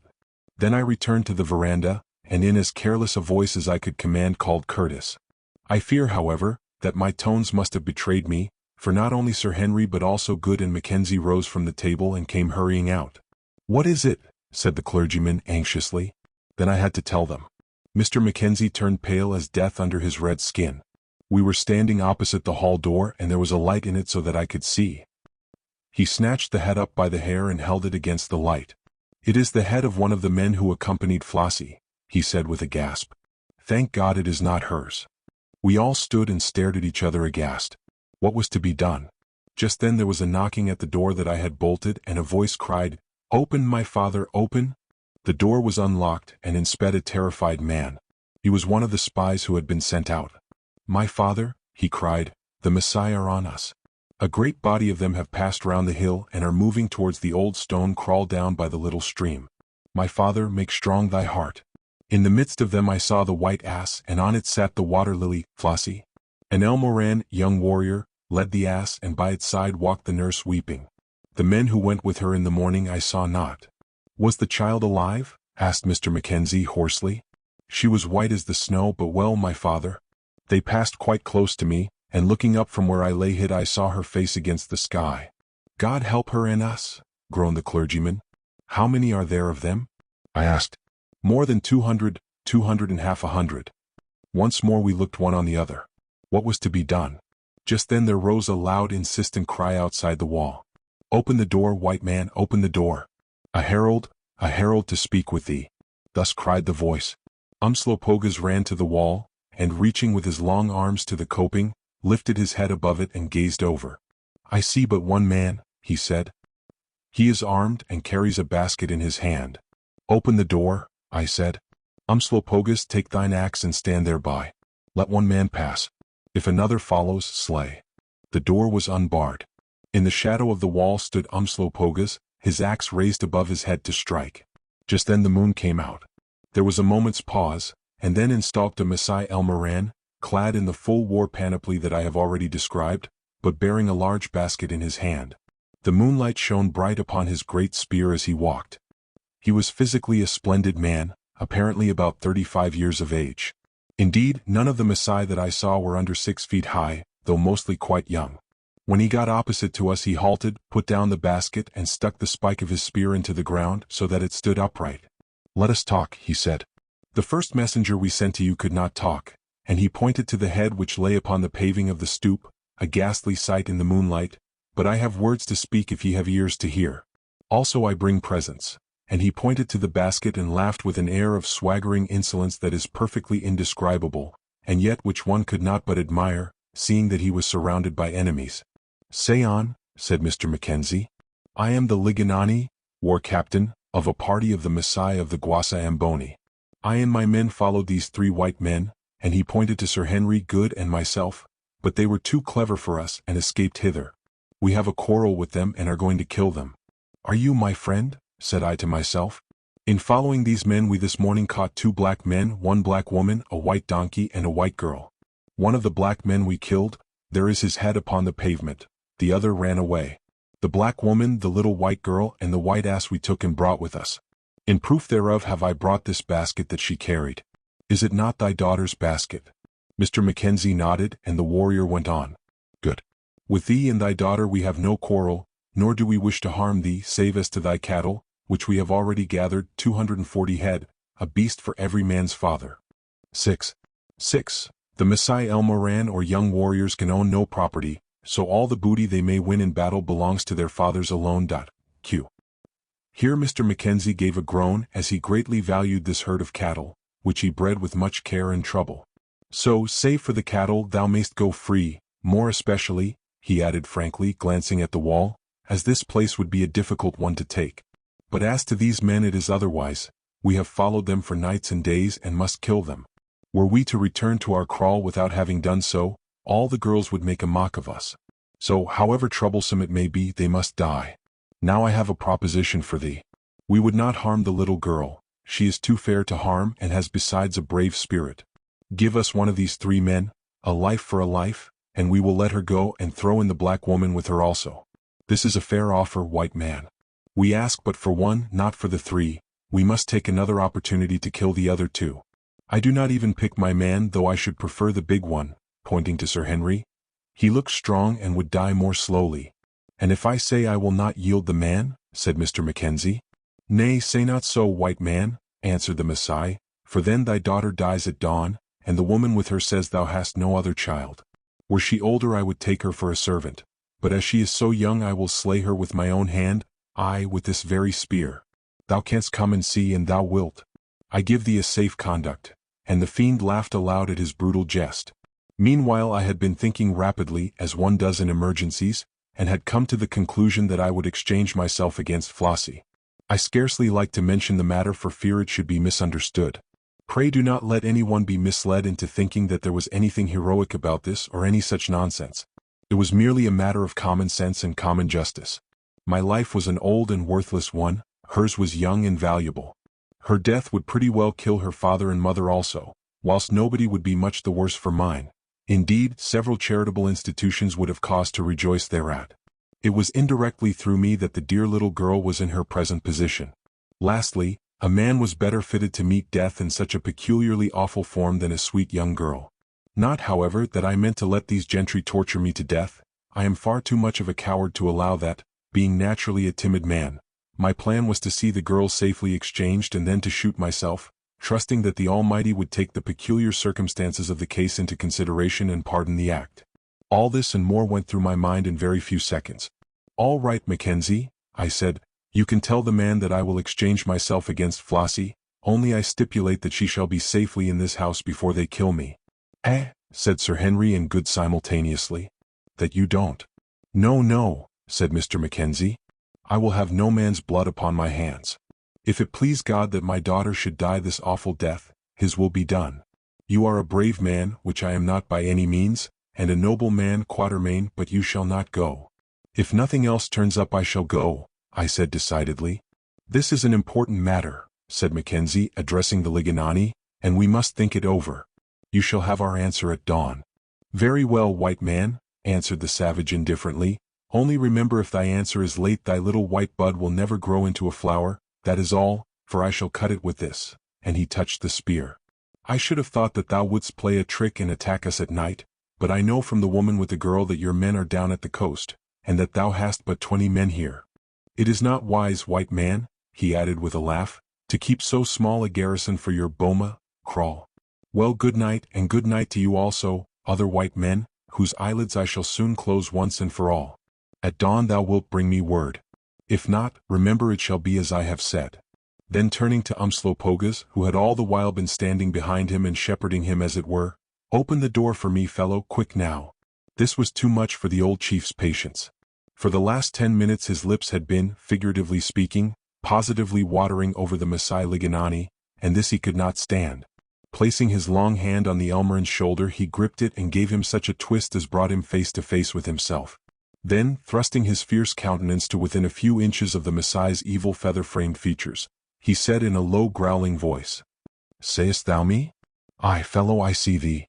And sayest thou this?" And he held Inkosikaas before his eyes. "Aye, fellow, I see the toy, what of it?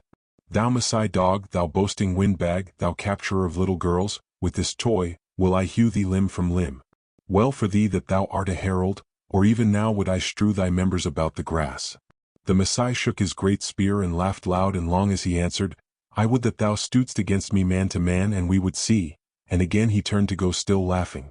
"Thou shalt stand against me man to man, be not afraid," replied Umslopogaas, still in the same ominous voice. "Thou shalt stand face to face with Umslopogaas, of the blood of Shaka, of the people of the Amazulu, a captain in the regiment of the Nkomabakosi, as many have done before, and bow thyself to Inkosikaas, as many have done before. I laugh on, laugh on. Tomorrow night shall the jackals laugh as they crunch thy ribs." When the Liganani had gone, one of us thought of opening the basket he had brought as a proof that Flossie was really their prisoner. On lifting the lid, it was found to contain a most lovely specimen of both bulb and flower of the Goya lily, which I have already described, in full bloom and quite uninjured, and what was more, a note in Flossie's childish hand written in pencil upon a greasy piece of paper that had been used to wrap up some food in. "Dearest father and mother," ran the note, "the Masai caught us when we were coming home with the lily. I tried to escape but could not. They killed Tom, the other man ran away. They have not hurt Nurse and me, but say that they mean to exchange us against one of Mr. Quatermain's party. I will have nothing of the sort. Do not let anybody give his life for me. Try and attack them at night. They are going to feast on 3 bullocks they have stolen and killed. I have my pistol, and if no help comes by dawn I will shoot myself. They shall not kill me. If so, remember me always, dearest father and mother. I am very frightened, but I trust in God. I dare not write any more as they are beginning to notice. Goodbye. Flossie." Scrawled across the outside of this was, "Love to Mr. Quatermain. They are going to take the basket, so he will get the lily." When I read those words, written by that brave little girl in an hour of danger sufficiently near and horrible to have turned the brain of a strong man, I own I wept, and once more in my heart I vowed that she should not die while my life could be given to save her. Then eagerly, quickly, almost fiercely, we fell to discussing the situation. Again I said that I would go, and again Mackenzie negatived it, and Curtis and Good, like the true men that they are, vowed that if I did, they would go with me and die back to back with me. "It is," I said at last, "absolutely necessary that an effort of some sort should be made before the morning.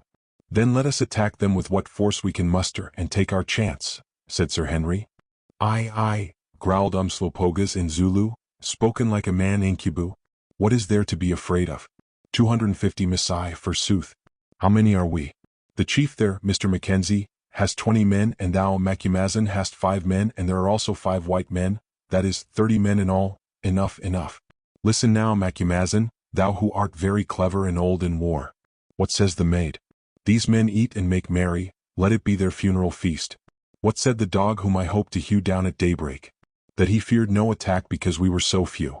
Knowest thou the old kraal where the men have camped? I saw it this morning, it is thus," and he drew an oval on the floor. "Here is the big entrance, filled up with thorn bushes and opening on to a steep rise. Why, Incubu, thou and I with axes will hold it against 100 men striving to break out. Look now, thus shall the battle go. Just as the light begins to glint upon the oxen's horns, not before, or it will be too dark, and not later, or they will be awakening and perceive us. Let Bugwan creep round with 10 men to the top end of the kraal, where the narrow entrance is. Let them silently slay the sentry there so that he makes no sound, and stand ready. Then Incubu, let thee and me and one of the Ascari, the one with the broad chest, he is a brave man, creep to the wide entrance that is filled with thorn bushes, and there also slay the sentry, and armed with battle-axes take our stand also one on each side of the pathway, and one a few paces beyond to deal with such as pass the twain at the gate. It is there that the rush will come. That will leave 16 men. Let these men be divided into 2 parties, with one of which shalt thou go, Macumazahn, and with one the praying man, Mr. Mackenzie, and all armed with rifles. Let them make their way one to the right side of the kraal and one to the left. And when thou, Macumazahn, lowest like an ox, all shall open fire with the guns upon the sleeping men, being very careful not to hit the little maid. Then shall Bugwan at the far end and his 10 men raise the war cry, and, springing over the wall, put the Masai there to the sword. And it shall happen that, being yet heavy with food and sleep, and bewildered by the firing of the guns, the falling of men, and the spears of Bugwan, the soldiers shall rise and rush like wild game towards the thorn-stopped entrance, and there the bullets from either side shall plow through them, and there shall Incubu and the Ascari and I wait for those who break across. Such is my plan, Macumazahn. If thou hast a better, name it. When he had done, I explained to the others such portions of his scheme as they had failed to understand, and they all joined with me in expressing the greatest admiration of the acute and skillful program devised by the old Zulu, who was indeed, in his own savage fashion, the finest general I ever knew. After some discussion we determined to accept the scheme as it stood, it being the only one possible under the circumstances, and giving the best chance of success that such a forlorn hope would admit of, which, however, considering the enormous odds and the character of our foe, was not very great. "Ah, old lion," I said to Umslopogaas, "thou knowest how to lie in wait as well as how to bite, where to seize as well as where to hang on." "Aye, Macumazahn," he answered. "For 30 years have I been a warrior and have seen many things. Will be a good fight. I smell blood, I tell thee I smell blood." Chapter 6. The night wears on. As may be imagined, at the very first sign of a Masai the entire population of the mission station had sought refuge inside the stout stone wall, and were now to be seen, men, women, and countless children, huddled up together in little groups and all talking at once in odd tones of the awfulness of Masai manners and customs, and of the fate that they had to expect if those bloodthirsty savages succeeded in getting over the stone wall.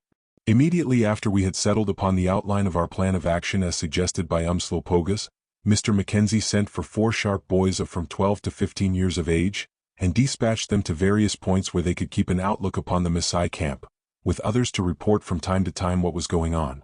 Other lads and even women were stationed at intervals along the wall in order to guard against the possibility of surprise.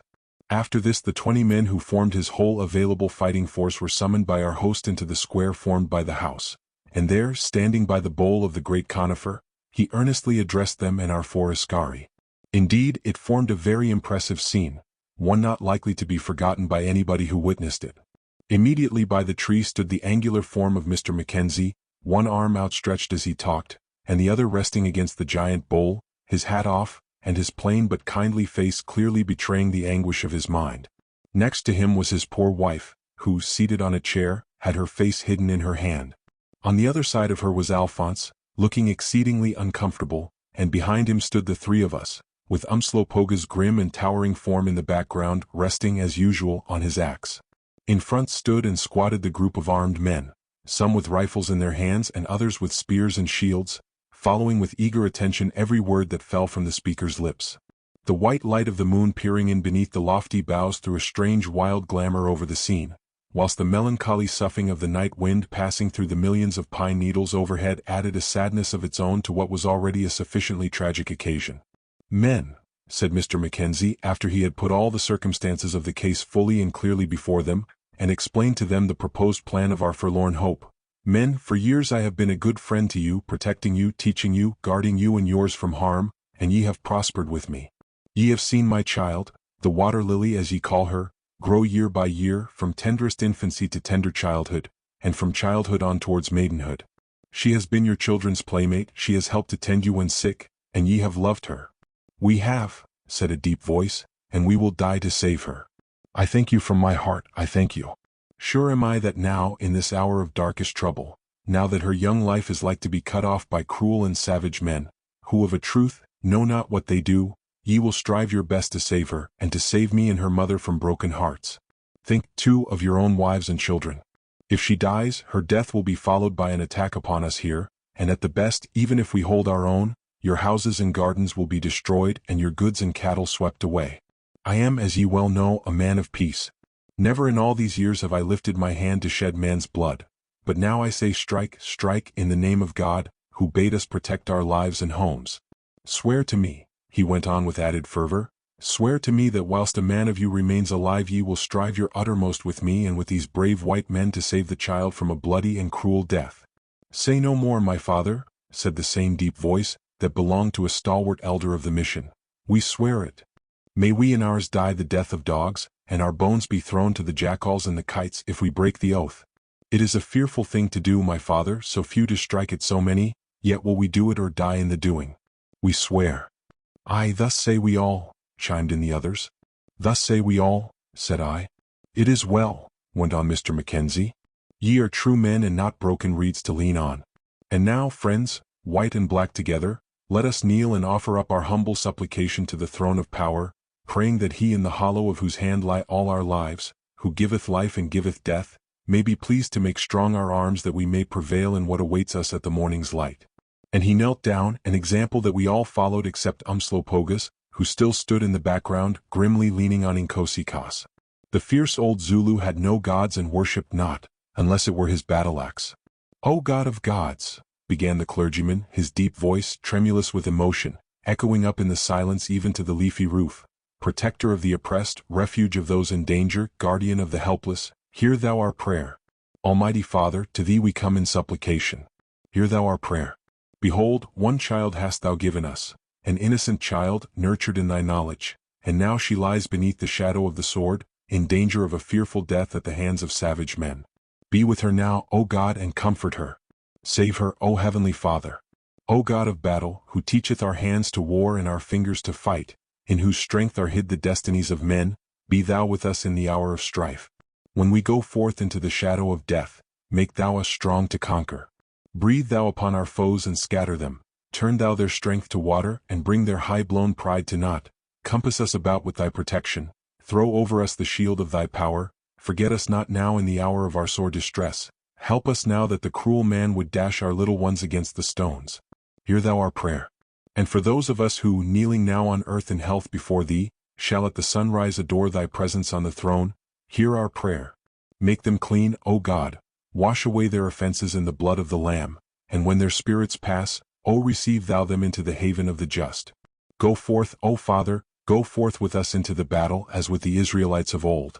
O God of battle, hear thou our prayer. He ceased, and after a moment's silence we all rose, and then began our preparations in good earnest. As Umslopogaas said, it was time to stop talking, and get to business. The men who were to form each little party were carefully selected, and still more carefully and minutely instructed as to what was to be done. After much consideration it was agreed that the 10 men led by Good, whose duty it was to stampede the camp, were not to carry firearms. That is, with the exception of Good himself, who had a revolver as well as a short sword, the Masai Sime, which I had taken from the body of our poor servant who was murdered in the canoe. We feared that if they had firearms the result of 3 crossfires carried on at once would be that some of our own people would be shot.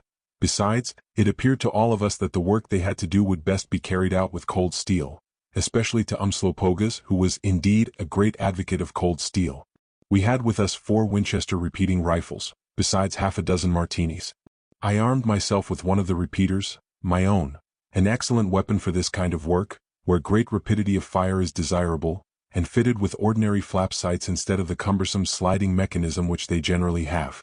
Mr. Mackenzie took another, and the 2 remaining ones were given to 2 of his men who understood the use of them and were noted shots. The Martinis and some rifles of Mr. Mackenzie's were served out, together with a plentiful supply of ammunition, to the other natives who were to form the 2 parties whose duty it was to be to open fire from separate sides of the kraal on the sleeping Masai, and who were fortunately all more or less accustomed to the use of a gun. As for Umslopogaas, we know how he was armed, with an axe.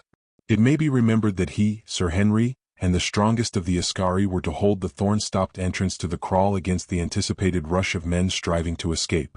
Of course, for such a purpose as this guns were useless. Therefore Sir Henry and the Askari proceeded to arm themselves in like fashion. It so happened that Mr. Mackenzie had in his little store a selection of the very best in English-made hammer-backed axe heads. Sir Henry selected one of these weighing about 2.5 pounds and very broad in the blade, and the Ascari took another a size smaller.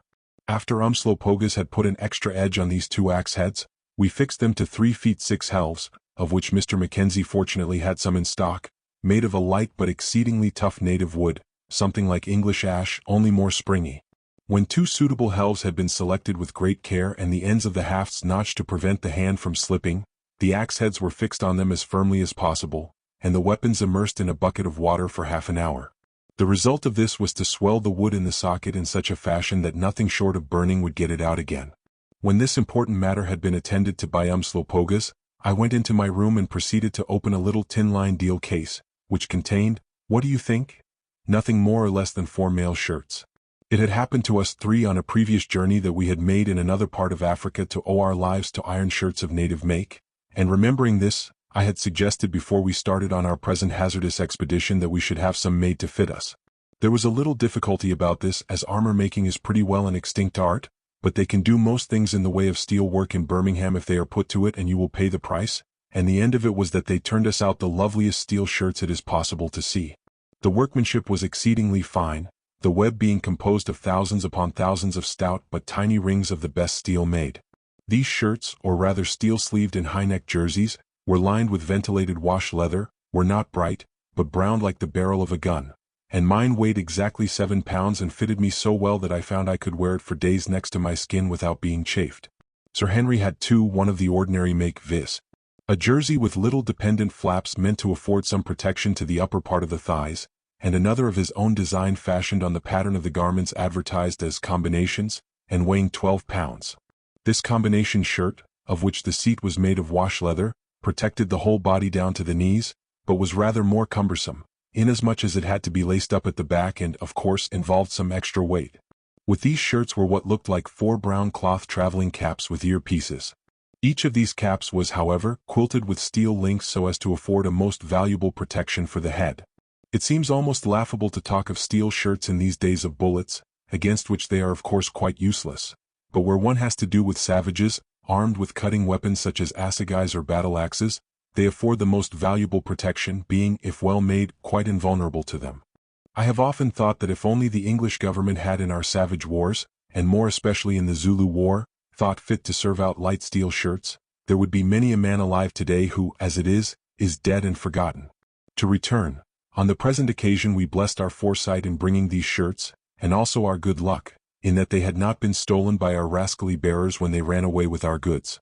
As Curtis had 2, and after considerable deliberation had made up his mind to wear his combination one himself, the extra 3 or 4 pounds weight being a matter of no account to so strong a man, and the protection afforded to the thighs being a very important matter to a fighting man not armed with a shield of any kind, I suggested that he should lend the other to Umslopogaas, who was to share the danger and the glory of his post. He readily consented, and called the Zulu, who came bearing Sir Henry's axe, which he had now fixed up to his satisfaction, with him.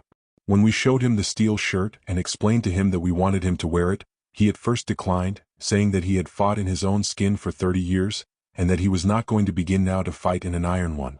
Thereupon I took a heavy spear, and, spreading the shirt upon the floor, drove the spear down upon it with all my strength, the weapon rebounding without leaving a mark upon the tempered steel.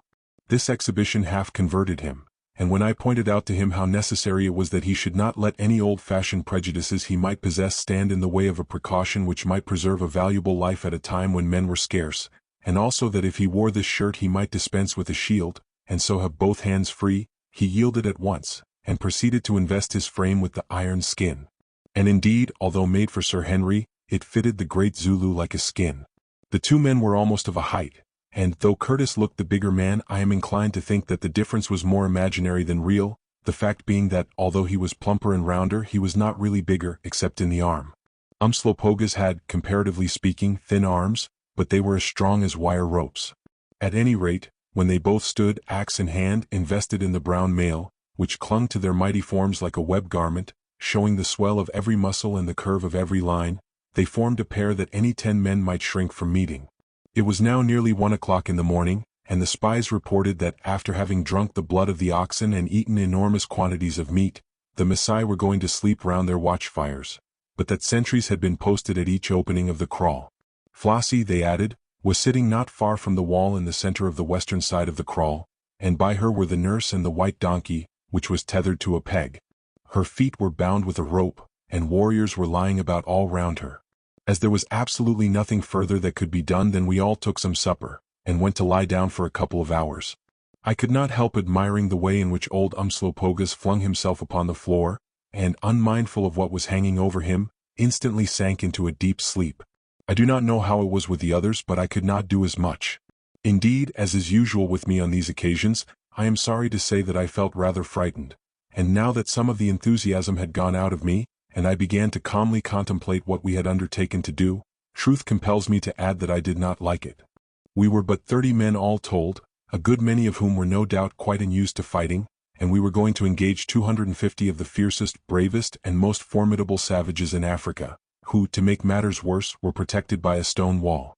It was, indeed, a mad undertaking, and what made it even madder was the exceeding improbability of our being able to take up our positions without attracting the notice of the sentries. Of course, if we once did that, and any slight accident, such as the chance discharge of a gun, might do it, we were done for the whole camp would be up in a second, and our only hope lay in surprise. The bed whereon I lay indulging in these uncomfortable reflections was near an open window that looked on to the veranda, through which came an extraordinary sound of groaning and weeping. For a time I could not make out what it was, but at last I got up and, putting my head out of the window, stared about. Presently I saw a dim figure kneeling on the end of the veranda and beating his breast, in which I recognized Alphonse.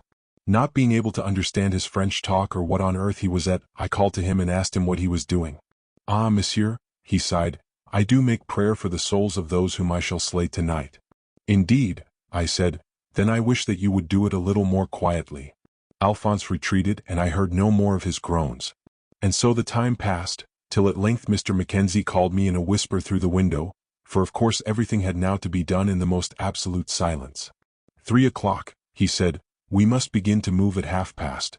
I told him to come in, and presently he entered, and I am bound to say that if it had not been that just then I had not got a laugh anywhere about me, I should have exploded at the sight he presented armed for battle.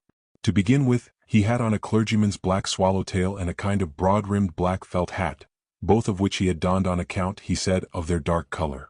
In his hand was the Winchester repeating rifle we had lent him, and stuck in an elastic cricketing belt like those worn by English boys, were, first, a huge buckhorn-handled carving knife with a guard to it, and next a long-barreled Colt's revolver. "Ah, my friend," he said, seeing me staring at his belt, "you are looking at my carver. I thought it might come in handy if we came to close quarters. It is excellent steel, and many is the pig I have killed with it." By this time everybody was up and dressing. I put on a light Norfolk jacket over my mail shirt in order to have a pocket handy to hold my cartridges, and buckled on my revolver. Good did the same, but Sir Henry put on nothing except his mail shirt, steel-lined cap, and a pair of veldschoons, or soft hide shoes, his legs being bare from the knees down. His revolver he strapped on round his middle outside the armored shirt. Meanwhile Umslopogaas was mustering the men in the square under the big tree and going the rounds to see that each was properly armed, etc. At the last moment we made one change.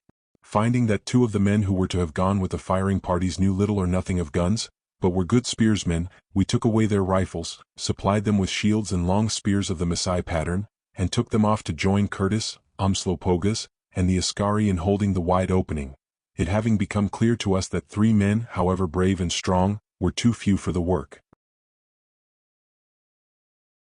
Chapter 7. A slaughter grim and great. Then there was a pause, and we stood there in the chilly silent darkness waiting till the moment came to start. It was, perhaps, the most trying time of all, that slow quarter of an hour. The minutes seemed to drag along with leaden feet, and the quiet, the solemn hush that brooded over all, big as it were with a coming fate, was most oppressive to the spirits. I once remember having to get up before dawn to see a man hanged, and I then went through a very similar set of sensations, only in the present instance my feelings were animated by that more vivid and personal element which naturally appertains rather to the person to be operated on than to the most sympathetic spectator. The solemn faces of the men, well aware that the short passage of an hour would mean for some, and perhaps all of them, the last great passage to the unknown or oblivion, the bated whispers in which they spoke, even Sir Henry's continuous and thoughtful examination of his woodcutter's axe and the fidgety way in which Good kept polishing his eyeglass, all told the same tale of nerves stretched pretty nigh to breaking point. Only Umslopogaas, leaning as usual upon Inkosikas and taking an occasional pinch of snuff, was to all appearance perfectly and completely unmoved. Nothing could touch his iron nerves. The moon went down. For a long while she had been getting nearer and nearer to the horizon. Now she finally sank and left the world in darkness save for a faint gray tinge in the eastern sky that palely heralded the dawn. Mr. Mackenzie stood, watch in hand, his wife clinging to his arm and striving to stifle her sobs. 20 minutes to 4, he said. It ought to be light enough to attack at 20 minutes past 4. Captain Good had better be moving, he will want 3 or 4 minutes start. Good gave one final polish to his eyeglass, nodded to us in a jocular sort of way, which I could not help feeling it must have cost him something to muster up, and, ever polite, took off his steel-lined cap to Mrs. Mackenzie and started for his position at the head of the kraal, to reach which he had to make a detour by some paths known to the natives. Just then one of the boys came in and reported that everybody in the Maasai camp, with the exception of the 2 sentries who were walking up and down in front of the respective entrances, appeared to be fast asleep. Then the rest of us took the road. First came the guide, then Sir Henry, Umslopogaas, the Wakwafi Askari, and Mr. Mackenzie's 2 mission natives armed with long spears and shields. I followed immediately after with Alphonse and 5 natives all armed with guns, and Mr. Mackenzie brought up the rear with the 6 remaining natives. The cattle kraal where the Maasai were camped lay at the foot of the hill on which the house stood, or roughly speaking about 800 yards from the mission buildings. The first 500 yards of this distance we traversed quietly indeed, but at a good pace. After that we crept forward as silently as a leopard on his prey, gliding like ghosts from bush to bush and stone to stone. When I had gone a little way I chanced to look behind me, and saw the redoubtable Alphonse staggering along with white face and trembling knees, and his rifle, which was at full cock, pointed directly at the small of my back. Having halted and carefully put the rifle at safety, we started again, and all went well till we were within 100 yards or so of the kraal, when his teeth began to chatter in the most aggressive way. "If you don't stop that I will kill you," I whispered savagely, for the idea of having all our lives sacrificed to a tooth-chattering cook was too much for me. I began to fear that he would betray us, and heartily wished we had left him behind. "But, monsieur, I cannot help it," he answered. "It is the cold." Here was a dilemma, but fortunately I devised a plan. In the pocket of the coat I had on was a small piece of dirty rag that I had used some time before to clean a gun with. "Put this in your mouth," I whispered again, giving him the rag, "and if I hear another sound you are a dead man." I knew that would stifle the clatter of his teeth. I must have looked as if I meant what I said, for he instantly obeyed me, and continued his journey in silence. Then we crept on again. At last we were within 50 yards of the kraal. Between us and it was an open space of sloping grass with only one mimosa bush and a couple of tussocks of a sort of thistle for cover. We were still hidden in fairly thick bush. It was beginning to grow light. The stars had paled and a sickly gleam played about the east and was reflected on the earth. We could see the outline of the kraal clearly enough, and could also make out the faint glimmer of the dying embers of the Maasai campfires. We halted and watched, for the sentry we knew was posted at the opening. Presently he appeared, a fine tall fellow, walking idly up and down within 5 paces of the thorn-stopped entrance. We had hoped to catch him napping, but it was not to be. He seemed particularly wide awake. If we could not kill that man and kill him silently, we were lost. There we crouched and watched him. Presently Umslopogaas, who was a few paces ahead of me, turned and made a sign, and next second I saw him go down on his stomach like a snake, and taking an opportunity when the sentry's head was turned, begin to work his way through the grass without a sound. The unconscious sentry commenced to hum a little tune, and Umslopogaas crept on. He reached the shelter of the mimosa bush unperceived and there waited. Still the sentry walked up and down. Presently he turned and looked over the wall into the camp. Instantly the human snake who was stalking him glided on 10 yards and got behind one of the tussocks of the thistle-like plant, reaching it as the Elmoran turned again. As he did so his eye fell upon this patch of thistles, and it seemed to strike him that it did not look quite right. He advanced a pace towards it, halted, yawned, stooped down, picked up a little pebble and threw it at it. It hit Umslopogaas upon the head, luckily not upon the armor shirt. Had it done so the clink would have betrayed us. Luckily too the shirt was browned and not bright steel, which would certainly have been detected. Apparently satisfied that there was nothing wrong, he then gave over his investigations and contented himself with leaning on his spear and standing gazing idly at the tuft. For at least 3 minutes did he stand thus, plunged apparently in a gentle reverie, and there we lay in the last extremity of anxiety, expecting every moment that we should be discovered or that some untoward accident would happen. I could hear Alphonse's teeth going like anything on the oiled rag, and turning my head round made an awful face at him. But I am bound to state that my own heart was at much the same game as the Frenchman's castanets, while the perspiration was pouring from my body, causing the wash-leather-lined shirt to stick to me unpleasantly, and altogether I was in the pitiable state known by schoolboys as a blue fright. At last the ordeal came to an end. The sentry glanced at the east and appeared to note with satisfaction that his period of duty was coming to an end, as indeed it was once and for all, for he rubbed his hands and began to walk again briskly to warm himself. The moment his back was turned, the long black snake glided on again, and reached the other thistle tuft, which was within a couple of paces of his return beat. Back came the sentry and strolled right past the tuft, utterly unconscious of the presence that was crouching behind it. Had he looked down he could scarcely have failed to see, but he did not do so. He passed, and then his hidden enemy erected himself, and with outstretched hand followed in his tracks. A moment more, and just as the Elmoran was about to turn, the great Zulu made a spring, and in the growing light we could see his long lean hands close round the Maasai's throat. Then followed a convulsive twining of the two dark bodies, and in another second I saw the Maasai's head bent back, and heard a sharp crack, something like that of a dry twig snapping, and he fell down upon the ground, his limbs moving spasmodically. Umslopogaas had put out all his iron strength and broken the warrior's neck. For a moment he knelt upon his victim, still gripping his throat till he was sure that there was nothing more to fear from him, and then he rose and beckoned to us to advance, which we did on all fours, like a colony of huge apes. On reaching the kraal we saw that the Maasai had still further choked this entrance, which was about 10 feet wide, no doubt in order to guard against attack, by dragging 4 or 5 tops of mimosa trees up to it. So much the better for us, I reflected. The more obstruction there was, the slower would they be able to come through. Here we separated, Mackenzie and his party creeping up under the shadow of the wall to the left, while Sir Henry and Umslopogaas took their stations one on each side of the thorn fence, the 2 spearmen and the Askari lying down in front of it. I and my men crept on up the right side of the kraal, which was about 50 paces long. When I was 2/3 up I halted, and placed my men at distances of 4 paces from one another, keeping Alphonse close to me however. Then I peeped for the first time over the wall. It was getting fairly light now, and the first thing I saw was the white donkey, exactly opposite to me, and close by it I could make out the pale face of little Flossie, who was sitting as the lad had described, some 10 paces from the wall. Round her lay many warriors, sleeping. At distances all over the surface of the kraal were the remains of fires, round each of which slept some 25 Maasai, for the most part gorged with food. Now and then a man would raise himself, yawn, and look at the east, which was turning primrose, but none got up. I determined to wait another 5 minutes, both to allow the light to increase so that we could make better shooting, and to give Good and his party, of whom we could see or hear nothing, every opportunity to make ready. The quiet dawn began to throw her ever-widening mantle over plain and forest and river.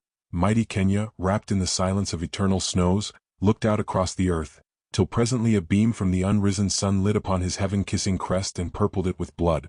The sky above grew blue and tender as a mother's smile. A bird began to pipe his morning song, and a little breeze passing through the bush shook down the dewdrops in millions to refresh the waking world. Everywhere was peace and the happiness of a rising strength, everywhere save in the heart of cruel man. Suddenly, just as I was nerving myself for the signal, having already selected my man on whom I meant to open fire, a great fellow sprawling on the ground within 3 feet of little Flossie, Alphonse's teeth began to chatter again like the hoofs of a galloping giraffe, making a great noise in the silence. The rag had dropped out in the agitation of his mind. Instantly a Maasai within 3 paces of us woke, and sitting up, gazed about him, looking for the cause of the sound. Moved beyond myself, I brought the butt end of my rifle down onto the pit of the Frenchman's stomach. This stopped his chattering, but as he doubled up, he managed to let off his gun in such a manner that the bullet passed within an inch of my head. There was no need for a signal now. From both sides of the kraal broke out a waving line of fire, in which I myself joined, managing with a snapshot to knock over my Maasai by Flossie, just as he was jumping up. Then from the top end of the kraal there rang an awful yell, in which I rejoiced to recognize Good's piercing notes rising clear and shrill above the din, and in another second followed such a scene as I have never seen before nor shall again. With an universal howl of terror and fury the brawny crowd of savages within the kraal sprang to their feet, many of them to fall again beneath our well-directed hail of lead before they had moved a yard. For a moment they stood undecided, and then hearing the cries and curses that rose unceasingly from the top end of the crawl, and bewildered by the storm of bullets, they as by one impulse rushed down towards the thorn-stopped entrance. As they went we kept pouring our fire with terrible effect into the thickening mob as fast as we could load. I had emptied my repeater of the 10 shots it contained and was just beginning to slip in some more when I bethought me of little Flossie. Looking up, I saw that the white donkey was lying kicking, having been knocked over either by one of our bullets or a Maasai spear thrust. There were no living Maasai near, but the black nurse was on her feet and with a spear cutting the rope that bound Flossie's feet. Next second she ran to the wall of the crawl and began to climb over it, an example which the little girl followed. But Flossie was evidently very stiff and cramped, and could only go slowly, and as she went 2 Maasai flying down the crawl caught sight of her and rushed towards her to kill her. The first fellow came up just as the poor little girl, after a desperate effort to climb the wall, fell back into the crawl. Up flashed the great spear, and as it did so a bullet from my rifle found its home in the holder's ribs, and over he went like a shot rabbit. But behind him was the other man, and, alas, I had only that one cartridge in the magazine. Flossie had scrambled to her feet and was facing the second man, who was advancing with raised spear. I turned my head aside and felt sick as death. I could not bear to see him stab her. Glancing up again, to my surprise I saw the Maasai's spear lying on the ground, while the man himself was staggering about with both hands to his head. Suddenly I saw a puff of smoke proceeding apparently from Flossie, and the man fell down headlong. Then I remembered the Derringer pistol she carried, and saw that she had fired both barrels of it at him, thereby saving her life. In another instant she had made an effort, and assisted by the nurse, who was lying on the top, had scrambled over the wall, and I knew that she was, comparatively speaking, safe. All this takes time to tell, but I do not suppose that it took more than 15 seconds to enact. I soon got the magazine of the repeater filled again with cartridges, and once more opened fire, not on the seething black mass which was gathering at the end of the crawl, but on fugitives who bethought them to climb the wall. I picked off several of these men, moving down towards the end of the crawl as I did so, and arriving at the corner, or rather the bend of the oval, in time to see, and by means of my rifle to assist in, the mighty struggle that took place there. By this time some 200 Maasai, allowing that we had up to the present accounted for 50, had gathered together in front of the thorn-stopped entrance, driven thither by the spears of Good's men, whom they doubtless supposed were a large force instead of being but 10 strong. For some reason it never occurred to them to try and rush the wall, which they could have scrambled over with comparative ease. They all made for the fence, which was really a strongly interwoven fortification. With a bound the first warrior went at it, and even before he touched the ground on the other side I saw Sir Henry's great axe swing up and fall with awful force upon his feather headpiece, and he sank into the middle of the thorns. Then with a yell and a crash they began to break through as they might, and ever as they came the great axe swung and inkosikaas flashed and they fell dead one by one, each man thus helping to build up a barrier against his fellows. Those who escaped the axes of the pair fell at the hands of the Askari and the 2 mission Kaffirs, and those who passed scatheless from them were brought low by my own and Mackenzie's fire. Faster and more furious grew the fighting. Single Maasai would spring upon the dead bodies of their comrades, and engage one or other of the axemen with their long spears, but, thanks chiefly to the mail shirts, the result was always the same.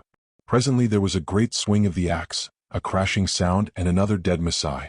That is, if the man was engaged with Sir Henry. If it was Umslopogaas that he fought with, the result indeed would be the same, but it would be differently attained. It was but rarely that the Zulu used the crashing double-handed stroke. On the contrary, he did little more than tap continually at his adversary's head, pecking at it with the poleaxe end of the axe as a woodpecker. 7 pecks at rotten wood. Presently a peck would go home, and his enemy would drop down with a neat little circular hole in his forehead or skull, exactly similar to that which a cheese scoop makes in a cheese. He never used the broad blade of the axe except when hard pressed, or when striking at a shield. He told me afterwards that he did not consider it sportsmanlike. 7. As I think I have already said, one of Umslopogaas's Zulu names was the woodpecker. I could never make out why he was called so until I saw him in action with inkosikaas, when I at once recognized the resemblance. Q. Good and his men were quite close by now, and our people had to cease firing into the mass for fear of killing some of them. As it was, one of them was slain in this way. Mad and desperate with fear, the Maasai by a frantic effort burst through the thorn fence and piled up dead, and sweeping Curtis, Umslopogaas, and the other 3 before them into the open. And now it was that we began to lose men fast. Down went our poor Askari, who was armed with the axe, a great spear standing out a foot behind his back, and before long the 2 spearsmen who had stood with him went down too, dying fighting like tigers, and others of our party shared their fate. For a moment I feared the fight was lost. Certainly it trembled in the balance. I shouted to my men to cast down their rifles, and to take spears and throw themselves into the melee. They obeyed, their blood being now thoroughly up, and Mr. Mackenzie's people followed their example. This move had a momentary good result, but still the fight hung in the balance. Our people fought magnificently, hurling themselves upon the dark mass of Elmoran, hewing, thrusting, slaying, and being slain. And ever above the din rose Good's awful yell of encouragement as he plunged to wherever the fight was thickest. And ever, with an almost machine-like regularity, the 2 axes rose and fell, carrying death and disablement at every stroke.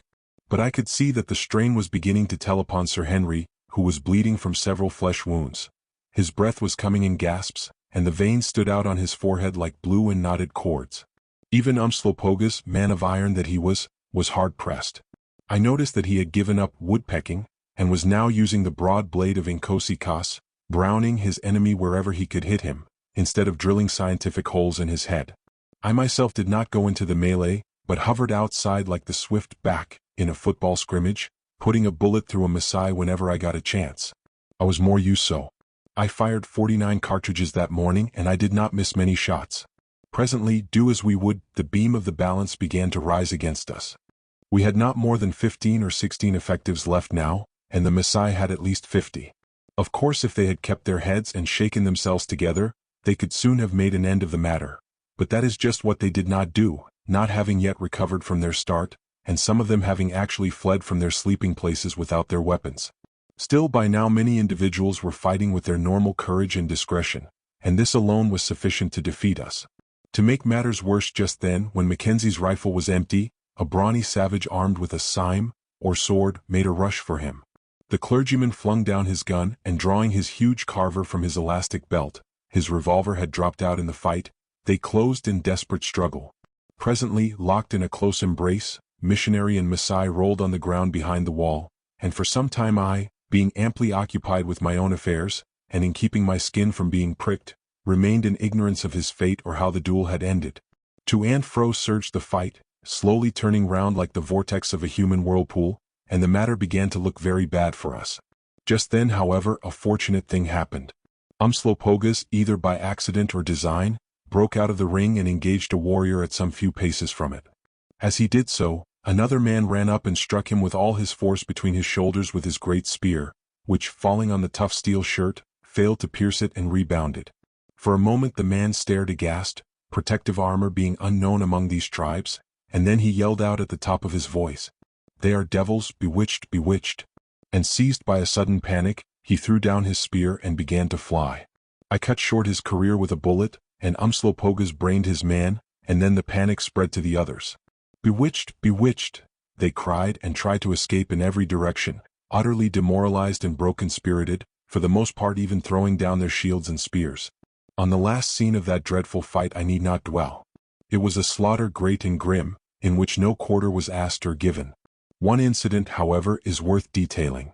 Just as I was hoping that it was all done with, suddenly from under a heap of slain where he had been hiding, an unwounded warrior sprang up, and, clearing the piles of dying dead like an antelope, sped like the wind up the crawl towards the spot where I was standing at the moment.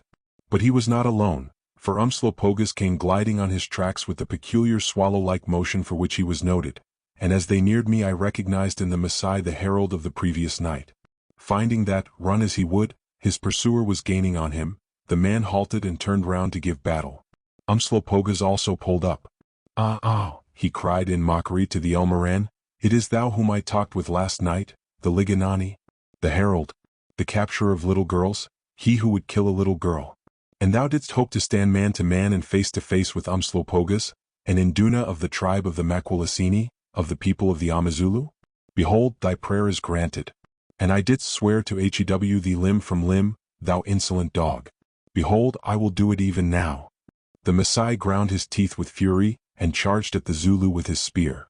As he came, Umslopogaas deftly stepped aside, and swinging Inkosikas high above his head with both hands, brought the broad blade down with such fearful force from behind upon the Maasai's shoulder just where the neck is set into the frame, that its razor edge shore right through bone and flesh and muscle, almost severing the head and one arm from the body. Oh, ejaculated Umslopogus, contemplating the corpse of his foe. "I have kept my word. It was a good stroke."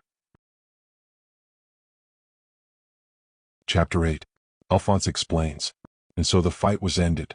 On returning from the shocking scene, it suddenly struck me that I had seen nothing of Alphonse since the moment, some 20 minutes before.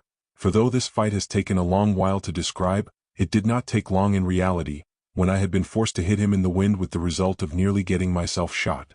Fearing that the poor little man had perished in the battle, I began to hunt among the dead for his body, but, not being able either to see or hear anything of it, I concluded that he must have survived, and walked down the side of the kraal where we had first taken our stand, calling him by name. Now some 15 paces back from the kraal wall stood a very ancient tree of the banyan species. So ancient was it that all the inside had in the course of ages decayed away, leaving nothing but a shell of bark.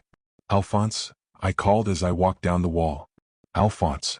"Oui, monsieur," answered a voice. "Here am I." I looked round but could see nobody. "Where?" I cried. "Here am I, monsieur, in the tree." I looked, and there, peering out of a hole in the trunk of the banyan about 5 feet from the ground, I saw a pale face and a pair of large mustachios, one clipped short and the other as lamentably out of curl as the tail of a newly whipped pug. Then, for the first time, I realized what I had suspected before, namely that Alphonse was an arrant coward. I walked up to him. "Come out of that hole," I said. "Is it finished, monsieur?" he asked anxiously. "Quite finished?" "Ah, the horrors I have undergone, and the prayers I have uttered." "Come out, you little wretch," I said, for I did not feel amiable. "It is all over." "So, monsieur, then my prayers have prevailed?" I murmured, and he did. As we were walking down together to join the others, who were gathered in a group by the wide entrance to the kraal, which now resembled a veritable charnel house, a Maasai who had escaped so far and been hiding under a bush, suddenly sprang up and charged furiously at us. Off went Alphonse with a howl of terror, and after him flew the Maasai, bent upon doing some execution before he died.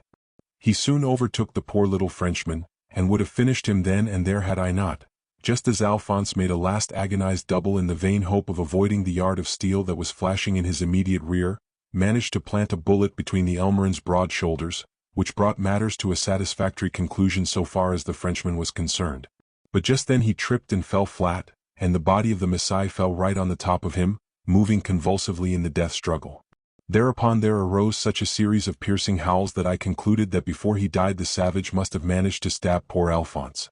I ran up in a hurry and pulled the Maasai off, and there beneath him lay Alphonse covered with blood and jerking himself about like a galvanized frog. Poor fellow! Thought I, he is done for, and kneeling down by him I began to search for his wound as well as his struggles would allow. "Oh, the hole in my back," he yelled. "I am murdered. I am dead. Oh, Annette." I searched again but could see no wound. Then the truth dawned on me, the man was frightened, not hurt. "Get up," I shouted, "get up. Aren't you ashamed of yourself? You are not touched." Thereupon he rose, not a penny the worse. "But, monsieur, I thought I was," he said apologetically. "I did not know that I had conquered." Then, giving the body of the Maasai a kick, he ejaculated triumphantly, "Ah, dog of a black savage, thou art dead. What victory!" Thoroughly disgusted, I left Alphonse to look after himself, which he did by following me like a shadow, and proceeded to join the others by the large entrance.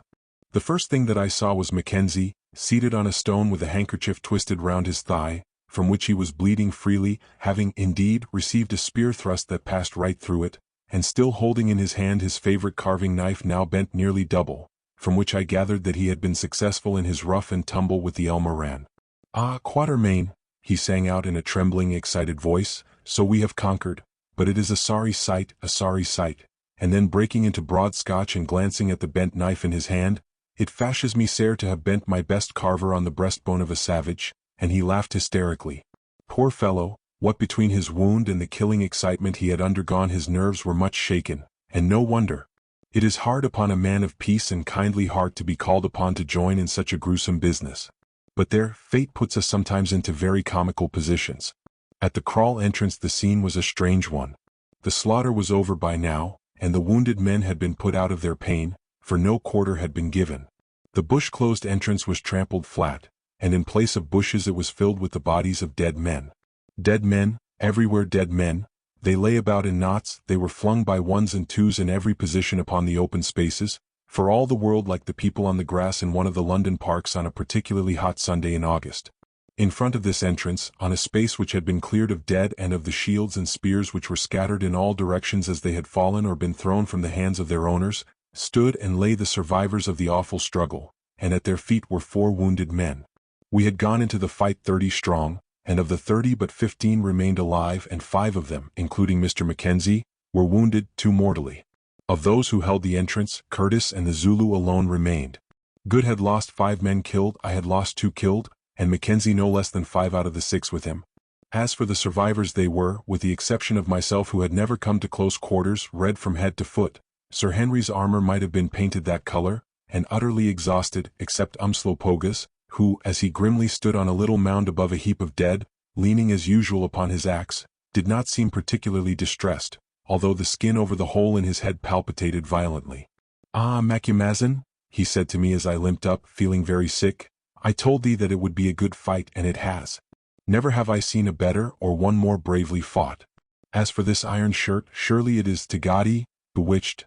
Nothing could pierce it. Had it not been for the garment I should have been there," and he nodded towards the great pile of dead men beneath him. "I give it thee, thou art a brave man," said Sir Henry briefly. "Koos," answered the Zulu, deeply pleased both at the gift and the compliment. "Thou too, Incubu, didst bear thyself as a man, but I must give thee some lessons with the axe. Thou dost waste thy strength." Just then Mackenzie asked about Flossie, and we were all greatly relieved when one of the men said he had seen her flying towards the house with the nurse. Then, bearing such of the wounded as could be moved at the moment with us, we slowly made our way towards the mission house, spent with toil and bloodshed, but with the glorious sense of victory against overwhelming odds glowing in our hearts. We had saved the life of the little maid, and taught the Maasai of those parts a lesson that they will not forget for 10 years. But at what a cost! Painfully we made our way up the hill which, just a little more than an hour before, we had descended under such different circumstances. At the gate of the wall stood Mrs. Mackenzie waiting for us. When her eyes fell upon us, however, she shrieked out and covered her face with her hands, crying, "Horrible, horrible!" Nor were her fears allayed when she discovered her worthy husband being borne upon an improvised stretcher, but her doubts as to the nature of his injury were soon set at rest. Then, when in a few brief words I had told her the upshot of the struggle, of which Flossie, who had arrived in safety, had been able to explain something, she came up to me and solemnly kissed me on the forehead. "God bless you all, Mr. Quatermain, you have saved my child's life," she said simply. Then we went in and got our clothes off and doctored our wounds. I am glad to say I had none, and Sir Henry's and goods were, thanks to those invaluable chain shirts, of a comparatively harmless nature, and to be dealt with by means of a few stitches and sticking plaster. Mackenzie's, however, were serious, though fortunately the spear had not severed any large artery. After that we had a bath, and what a luxury it was! And having clad ourselves in ordinary clothes, proceeded to the dining room, where breakfast was set as usual. It was curious sitting down there, drinking tea and eating toast in an ordinary 19th century sort of way, just as though we had not employed the early hours in a regular primitive hand-to-hand Middle Ages kind of struggle. As Good said, the whole thing seemed more as though one had had a bad nightmare just before being called, than as a deed done. When we were finishing our breakfast, the door opened, and in came little Flossie, very pale and tottery but quite unhurt. She kissed us all and thanked us. I congratulated her on the presence of mind she had shown in shooting the Maasai with her Derringer pistol, and thereby saving her own life. "Oh, don't talk of it," she said, beginning to cry hysterically. "I shall never forget his face as he went turning round and round, never. I can see it now." I advised her to go to bed and get some sleep, which she did, and awoke in the evening quite recovered, so far as her strength was concerned. It struck me as an odd thing that a girl who could find the nerve to shoot a huge black ruffian rushing to kill her with a spear should have been so affected at the thought of it afterwards. But it is, after all, characteristic of the sex. Poor Flossie. I fear that her nerves will not get over that night in the Maasai camp for many a long year. She told me afterwards that it was the suspense that was so awful, having to sit there hour after hour through the livelong night utterly ignorant as to whether or not any attempt was to be made to rescue her. She said that on the whole she did not expect it, knowing how few of us and how many of the Maasai, who, by the way, came continually to stare at her, most of them never having seen a white person before, and handled her arms and hair with their filthy paws. She said also that she had made up her mind that if she saw no signs of succor by the time the first rays of the rising sun reached the kraal she would kill herself with the pistol, for the nurse had heard the Liganani say that they were to be tortured to death as soon as the sun was up if one of the white men did not come in their place. It was an awful resolution to have to take, but she meant to act on it, and I have little doubt but what she would have done so. Although she was at an age when in England girls are in the schoolroom and come down to dessert, this child of the wilderness had more courage, discretion, and power of mind than many a woman of mature age nurtured in idleness and luxury, with minds carefully drilled and educated out of any originality or self-resource that nature may have endowed them with.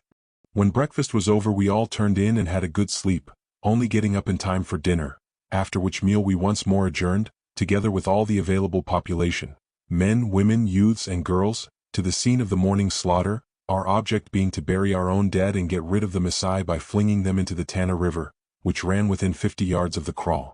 On reaching the spot we disturbed thousands upon thousands of vultures and a sort of brown bush eagle, which had been flocking to the feast from miles and miles away.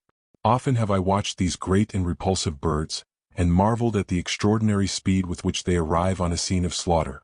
A buck falls to your rifle, and within a minute high in the blue ether appears a speck that gradually grows into a vulture, then another and another. I have heard many theories advanced to account for the wonderful power of perception nature has given these birds.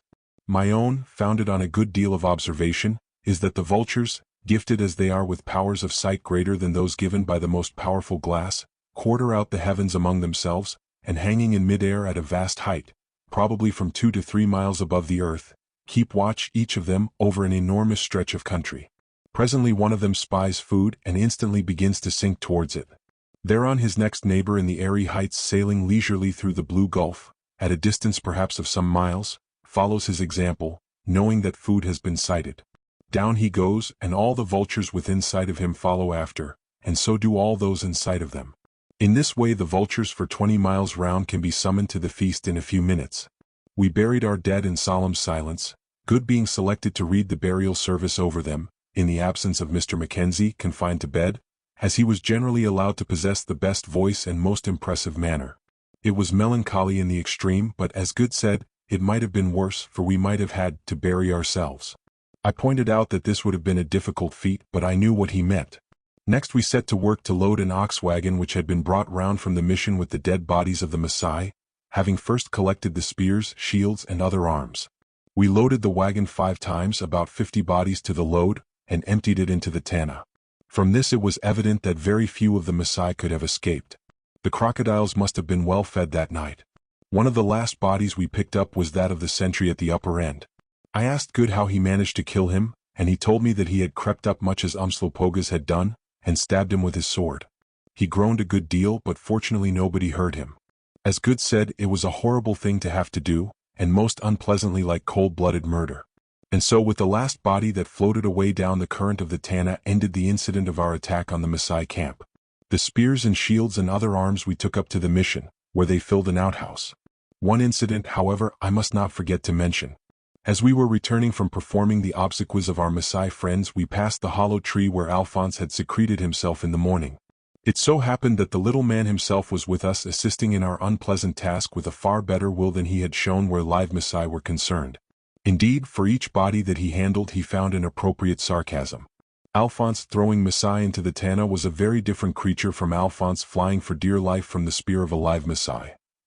He was quite merry and gay. He clapped his hands and warbled snatches of French songs as the grim dead warriors went splash into the running waters to carry a message of death and defiance to their kindred 100 miles below.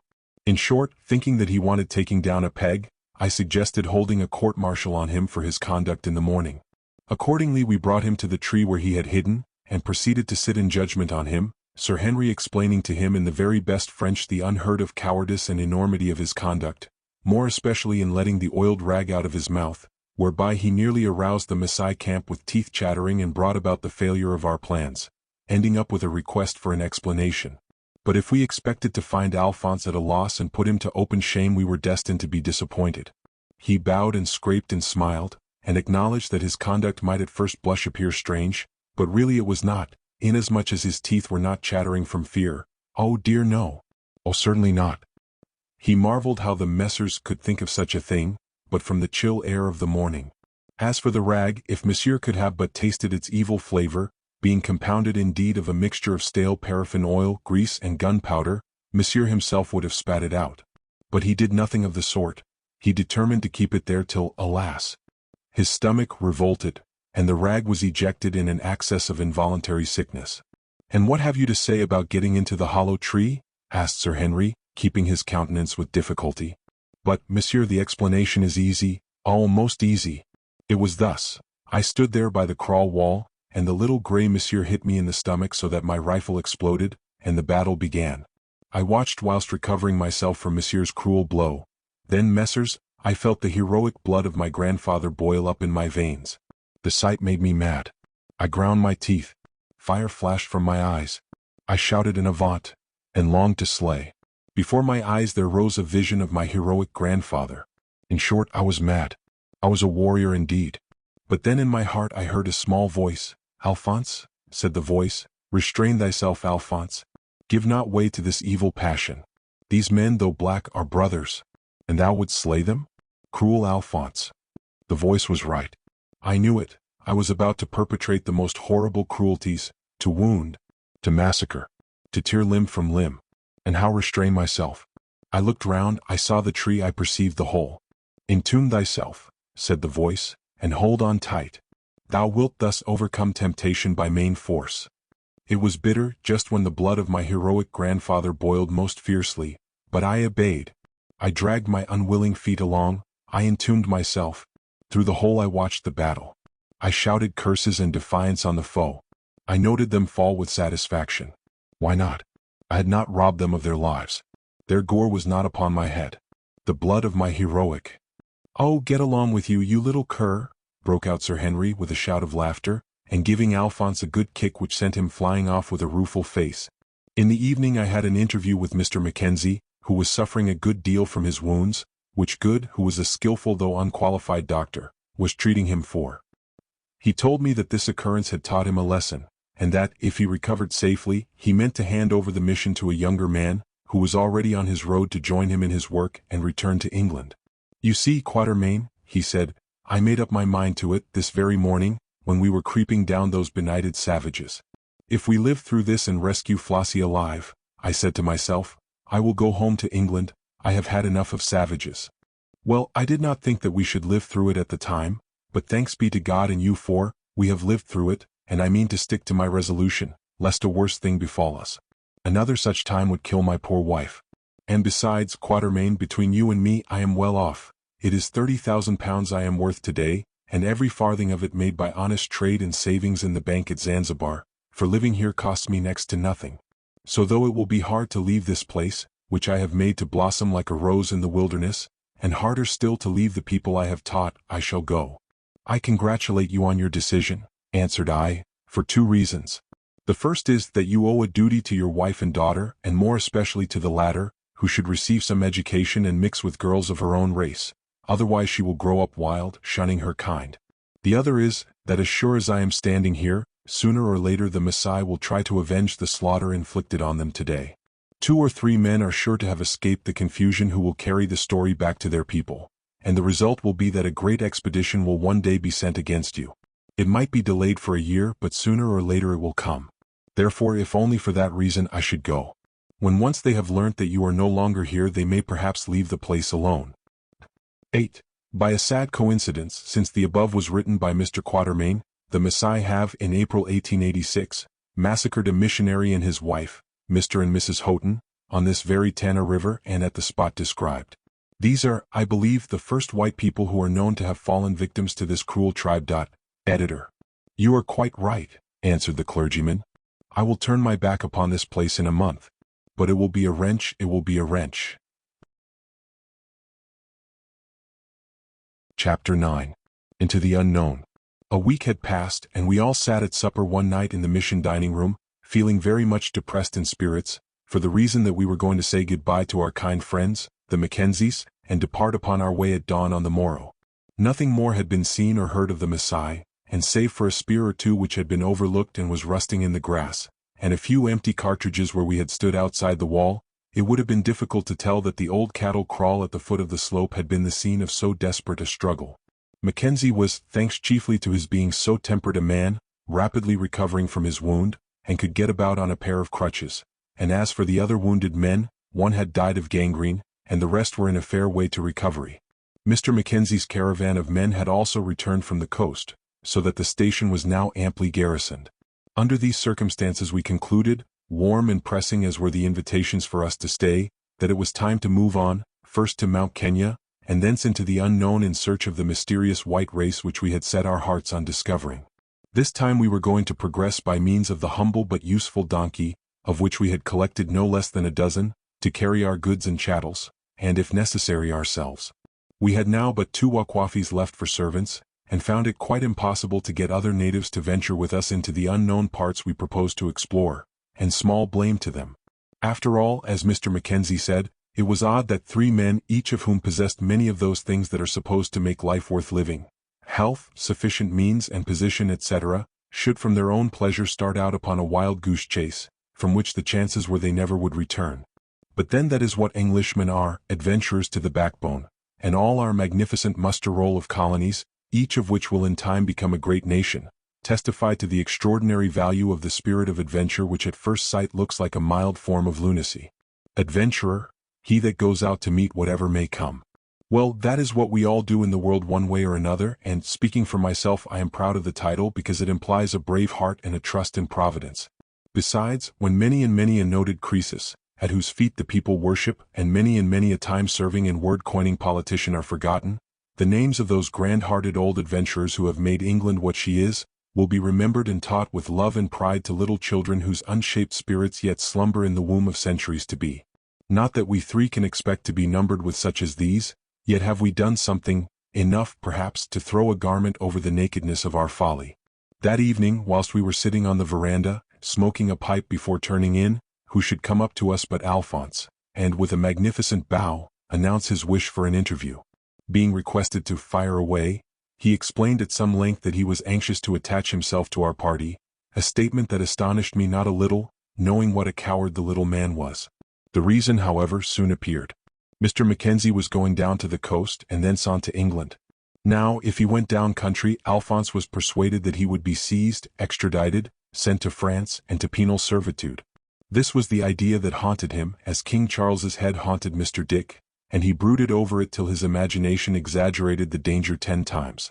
As a matter of fact, the probability is that his offense against the laws of his country had long ago been forgotten, and that he would have been allowed to pass unmolested anywhere except in France, but he could not be got to see this. Constitutional coward as the little man was, he infinitely preferred to face the certain hardships and great risks and dangers of such an expedition as ours, than to expose himself, notwithstanding his intense longing for his native land, to the possible scrutiny of a police officer, which is after all only another exemplification of the truth that to the majority of men, a far-off foreseen danger, however shadowy, is much more terrible than the most serious present emergency. After listening to what he had to say, we consulted among ourselves and finally agreed, with Mr. Mackenzie's knowledge and consent, to accept his offer. To begin with, we were very short-handed, and Alphonse was a quick, active fellow who could turn his hand to anything and cook. He could cook. I believe that he would have made a palatable dish of those gaiters of his heroic grandfather which he was so fond of talking about. Then he was a good-tempered little man and merry as a monkey, whilst his pompous, vainglorious talk was a source of infinite amusement to us. And what is more, he never bore malice. Of course, his being so pronounced a coward was a great drawback to him, but now that we knew his weakness we could more or less guard against it. So, after warning him of the undoubted risks he was exposing himself to, we told him that we would accept his offer on condition that he would promise implicit obedience to our orders. We also promised to give him wages at the rate of £10 a month should he ever return to a civilized country to receive them. To all of this he agreed with alacrity, and retired to write a letter to his Annette, which Mr. Mackenzie promised to post when he got down country. He read it to us afterwards, Sir Henry translating, and a wonderful composition it was. I am sure the depth of his devotion and the narration of his sufferings in a barbarous country, far, far from thee, Annette, for whose adored sake I endure such sorrow, ought to have touched the feelings of the stoniest-hearted chambermaid. Well, the morrow came, and by 7 o'clock the donkeys were all loaded, and the time of parting was at hand. It was a melancholy business, especially saying goodbye to dear little Flossie. She and I were great friends and often used to have talks together, but her nerves had never got over the shock of that awful night when she lay in the power of those bloodthirsty Masai. "Oh, Mr. Quatermain," she cried, throwing her arms round my neck and bursting into tears. "I can't bear to say goodbye to you. I wonder when we shall meet again." "I don't know, my dear little girl," I said. "I am at one end of life and you are at the other. I have but a short time before me at best, and most things lie in the past, but I hope that for you there are many long and happy years and everything lies in the future. By and by you will grow into a beautiful woman, Flossie, and all this wild life will be like a far-off dream to you. But I hope, even if we never do meet again, that you will think of your old friend and remember what I say to you now. Always try to be good, my dear, and to do what is right, rather than what happens to be pleasant, for in the end whatever sneering people may say, what is good and what is happy are the same. Be unselfish, and whenever you can, give a helping hand to others, for the world is full of suffering, my dear, and to alleviate it is the noblest end that we can set before us. If you do that you will become a sweet and God-fearing woman, and make many people's lives a little brighter, and then you will not have lived, as so many of your sex do, in vain. And now I have given you a lot of old-fashioned advice, and so I am going to give you something to sweeten it with. You see this little piece of paper? It is what is called a check. When we are gone, give it to your father with this note, not before, mind. You will marry one day, my dear little Flossie, and it is to buy you a wedding present which you are to wear, and your daughter after you, if you have one, in remembrance of Hunter Quatermain." Poor little Flossie cried very much, and gave me a lock of her bright hair in return, which I still have. The check I gave her was for £1,000, which being now well off, and having no calls upon me except those of charity, I could well afford, and in the note I directed her father to invest it for her in government security, and when she married or came of age to buy her the best diamond necklace he could get for the money and accumulated interest. I chose diamonds because I think that now that King Solomon's mines are lost to the world, their price will never be much lower than it is at present, so that if in afterlife she should ever be in pecuniary difficulties, she will be able to turn them into money. Well, at last we got off, after much handshaking, hat-waving, and also farewell saluting from the natives, Alphonse weeping copiously, for he has a warm heart, at parting with his master and mistress, and I was not sorry for it at all, for I hate those goodbyes. Perhaps the most affecting thing of all was to witness Umslopoga's distress at parting with Flossie, for whom the grim old warrior had conceived a strong affection. He used to say that she was as sweet to see as the only star on a dark night, and was never tired of loudly congratulating himself on having killed the Liganani who had threatened to murder her. And that was the last we saw of the pleasant mission house, a true oasis in the desert, and of European civilization. But I often think of the Mackenzies and wonder how they got down country and if they are now safe and well in England and will ever see these words. Dear little Flossie. I wonder how she fares there where there are no black folk to do her imperious bidding, and no sky-piercing snow-clad Kenya for her to look at when she gets up in the morning. And so goodbye to Flossie. After leaving the mission house we made our way, comparatively unmolested, past the base of Mount Kenya, which the Maasai called Donio Edgera, or the Speckled Mountain, on account of the black patches of rock that appear upon its mighty spire, where the sides are too precipitous to allow of the snow lying on them. Then on past the lonely Lake Baringo, where one of our two remaining Askari, having unfortunately trodden on a puff adder, died of snake bite, in spite of all our efforts to save him. Thence we proceeded a distance of about 150 miles to another magnificent snow-clad mountain called Lekakizera, which has never, to the best of my belief, been visited before by a European, but which I cannot now stop to describe. There we rested a fortnight, and then started out into the trackless and uninhabited forest of a vast district called El Gumi. In this forest alone there are more elephants than I ever met with or heard of before. The mighty mammals literally swarm there entirely unmolested by man, and only kept down by the natural law that prevents any animals increasing beyond the capacity of the country they inhabit to support them. Needless to say, however, we did not shoot many of them, first because we could not afford to waste ammunition, of which our stock was getting perilously low, a donkey loaded with it having been swept away in fording a flooded river, and secondly because we could not carry away the ivory, and did not wish to kill for the mere sake of slaughter. So we let the great beasts be, only shooting one or two in self-protection. In this district the elephants, being unacquainted with the hunter and his tender mercies, would allow one to walk up to within 20 yards of them in the open, while they stood, with their great ears cocked for all the world like puzzled and gigantic puppy dogs, and stared at that new and extraordinary phenomenon, man. Occasionally, when the inspection did not prove satisfactory, the staring ended in a trumpet and a charge, but this did not often happen. When it did we had to use our rifles. Nor were elephants the only wild beasts in the great El Gumi forest. All sorts of large game abounded, including lions. Confound them. I have always hated the sight of a lion since one bit my leg and lammed me for life. As a consequence, another thing that abounded was the dreadful tsetse fly, whose bite is death to domestic animals. Donkeys have, together with men, hitherto been supposed to enjoy a peculiar immunity from its attacks. But all I have to say, whether it was on account of their poor condition, or because the tsetse in those parts is more poisonous than usual, I do not know, but ours succumbed to its onslaught. Fortunately, however, that was not till 2 months or so after the bites had been inflicted, when suddenly, after a 2 days' cold rain, they all died, and on removing the skins of several of them I found the long yellow streaks upon the flesh which are characteristic of death from bites from the tsetse, marking the spot where the insect had inserted his proboscis. On emerging from the great Elgumi forest, we, still steering northwards, in accordance with the information Mr. Mackenzie had collected from the unfortunate wanderer who reached him only to die so tragically, struck the base in due course of the large lake, called Laga by the natives, which is about 50 miles long by 20 broad, and of which, it may be remembered, he made mention. Thence we pushed on nearly a month's journey over great rolling uplands, something like those in the Transvaal, but diversified by patches of bush country. All this time we were continually ascending at the rate of about 100 feet every 10 miles. Indeed, the country was on a slope which appeared to terminate at a mass of snow-tipped mountains, for which we were steering, and where we learnt the second lake of which the wanderer had spoken as the lake without a bottom was situated. At length we arrived there, and having ascertained that there was a large lake on top of the mountains, ascended 3,000 feet more till we came to a precipitous cliff or edge, to find a great sheet of water some 20 miles square lying 1,500 feet below us, and evidently occupying an extinct volcanic crater or craters of vast extent.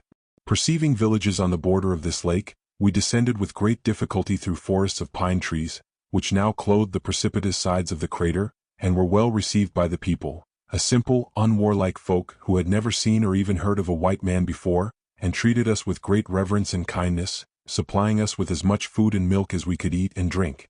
This wonderful and beautiful lake lay, according to our aneroid, at a height of no less than 11,450 feet above sea level, and its climate was quite cold, and not at all unlike that of England. Indeed, for the first 3 days of our stay there we saw little or nothing of the scenery on account of an unmistakable Scotch mist which prevailed. It was this rain that set the tsetse poison working in our remaining donkeys so that they all died. This disaster left us in a very awkward position, as we had now no means of transport whatever, though on the other hand we had not much to carry. Ammunition, too, was very short, amounting to but 150 rounds of rifle cartridges and some 50 shotgun cartridges. How to get on we did not know. Indeed, it seemed to us that we had about reached the end of our tether. Even if we had been inclined to abandon the object of our search, which, shadow as it was by no means the case, it was ridiculous to think of forcing our way back some 700 miles to the coast in our present plight. So we came to the conclusion that the only thing to be done was to stop where we were, the natives being so well disposed and food plentiful, for the present, and abide events, and try to collect information as to the countries beyond. Accordingly, having purchased a capital log canoe, large enough to hold us all and our baggage, from the headman of the village we were staying in, presenting him with 3 empty cold-drawn brass cartridges by way of payment, with which he was perfectly delighted, we set out to make a tour of the lake in order to find the most favorable place to make a camp. As we did not know if we should return to this village, we put all our gear into the canoe, and also a quarter of cooked waterbuck, which when young is delicious eating, and off we set, natives having already gone before us in light canoes to warn the inhabitants of the other villages of our approach. As we were paddling leisurely along, Good remarked upon the extraordinary deep blue color of the water, and said that he understood from the natives, who were great fishermen, fish, indeed, being their principal food, that the lake was supposed to be wonderfully deep, and to have a hole at the bottom through which the water escaped and put out some great fire that was raging below. I pointed out to him that what he had heard was probably a legend arising from a tradition among the people which dated back to the time when one of the extinct parasitic volcanic cones was in activity. We saw several round the borders of the lake which had no doubt been working at a period long subsequent to the volcanic death of the central crater which now formed the bed of the lake itself. When it finally became extinct, the people would imagine that the water from the lake had run down and put out the big fire below, more especially as, though it was constantly fed by streams running from the snow-tipped peaks about, there was no visible exit to it. The farther shore of the lake we found, on approaching it, to consist of a vast perpendicular wall of rock, which held the water without any intermediate sloping bank as elsewhere. Accordingly we paddled parallel with this precipice, at a distance of about 100 paces from it, shaping our course for the end of the lake, where we knew that there was a large village. As we went we began to pass a considerable accumulation of floating rushes, weed, boughs of trees and other rubbish brought, good supposed, to this spot by some current, which he was much puzzled to account for. Whilst we were speculating about this, Sir Henry pointed out a flock of large white swans, which were feeding on the drift some little way ahead of us. Now I had already noticed swans flying about this lake, and having never come across them before in Africa, was exceedingly anxious to obtain a specimen. I had questioned the natives about them, and learnt that they came from over the mountain, always arriving at certain periods of the year in the early morning, when it was very easy to catch them, on account of their exhausted condition. I also asked them what country they came from, when they shrugged their shoulders, and said that on the top of the great black precipice was stony inhospitable land, and beyond that were mountains with snow and full of wild beasts, where no people lived, and beyond the mountains were hundreds of miles of dense thorn forest, so thick that even the elephants could not get through it, much less men. Next I asked them if they had ever heard of white people like ourselves living on the farther side of the mountains and the thorn forest, whereat they laughed. But afterwards a very old woman came and told me that when she was a little girl her grandfather had told her that in his youth his grandfather had crossed the desert and the mountains, and pierced the thorn forest, and seen a white people who lived in stone kraals beyond. Of course, as this took the tale back some 250 years, the information was very indefinite, but still there it was again, and on thinking it over I grew firmly convinced that there was some truth in all these rumors, and equally firmly determined to solve the mystery. Little did I guess in what an almost miraculous way my desire was to be gratified. Well, we set to work to stalk the swans, which kept drawing as they fed nearer and nearer to the precipice, and at last we pushed the canoe under shelter of a patch of drift within 40 yards of them. Sir Henry had the shotgun loaded with number 1, and waiting for a chance got 2 in a line, and firing at their necks killed them both. Up rose the rest, 30 or more of them, with a mighty splashing, and as they did so, he gave them the other barrel. Down came one fellow with a broken wing, and I saw the leg of another drop and a few feathers start out of his back, but he went on quite strong. Up went the swans, circling ever higher till at last they were mere specks level with the top of the frowning precipice, when I saw them form into a triangle and head off for the unknown northeast. Meanwhile we had picked up our 2 dead ones, and beautiful birds they were, weighing not less than about 30 pounds each, and were chasing the winged one, which had scrambled over a mass of driftweed into a pool of clear water beyond. Finding a difficulty in forcing the canoe through the rubbish, I told our only remaining Wakwafi servant, whom I knew to be an excellent swimmer, to jump over, dive under the drift, and catch him, knowing that as there were no crocodiles in this lake he could come to no harm. Entering into the fun of the thing, the man obeyed and soon was dodging about after the winged swan in fine style, getting gradually nearer to the rock wall, against which the water washed as he did so. Presently he gave up swimming after the swan, and began to cry out that he was being carried away, and indeed we saw that, though he was swimming with all his strength towards us, he was being drawn slowly to the precipice. With a few desperate strokes of our paddles we pushed the canoe through the crust of drift and rowed towards the man as hard as we could, but, fast as we went, he was drawn faster to the rock. Suddenly I saw that before us, just rising 18 inches or so above the surface of the lake, was what looked like the top of the arch of a submerged cave or railway tunnel.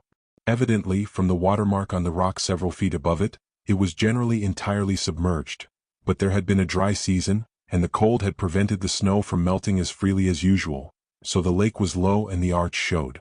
Towards this arch our poor servant was being sucked with frightful rapidity. He was not more than 10 fathoms from it, and we were about 20 when I saw it, and with little help from us the canoe flew along after him. He struggled bravely, and I thought that we should have saved him, when suddenly I perceived an expression of despair come upon his face, and there before our eyes he was sucked down into the cruel swirling blue depths and vanished. At the same moment I felt our canoe seized as with a mighty hand, and propelled with resistless force towards the rock.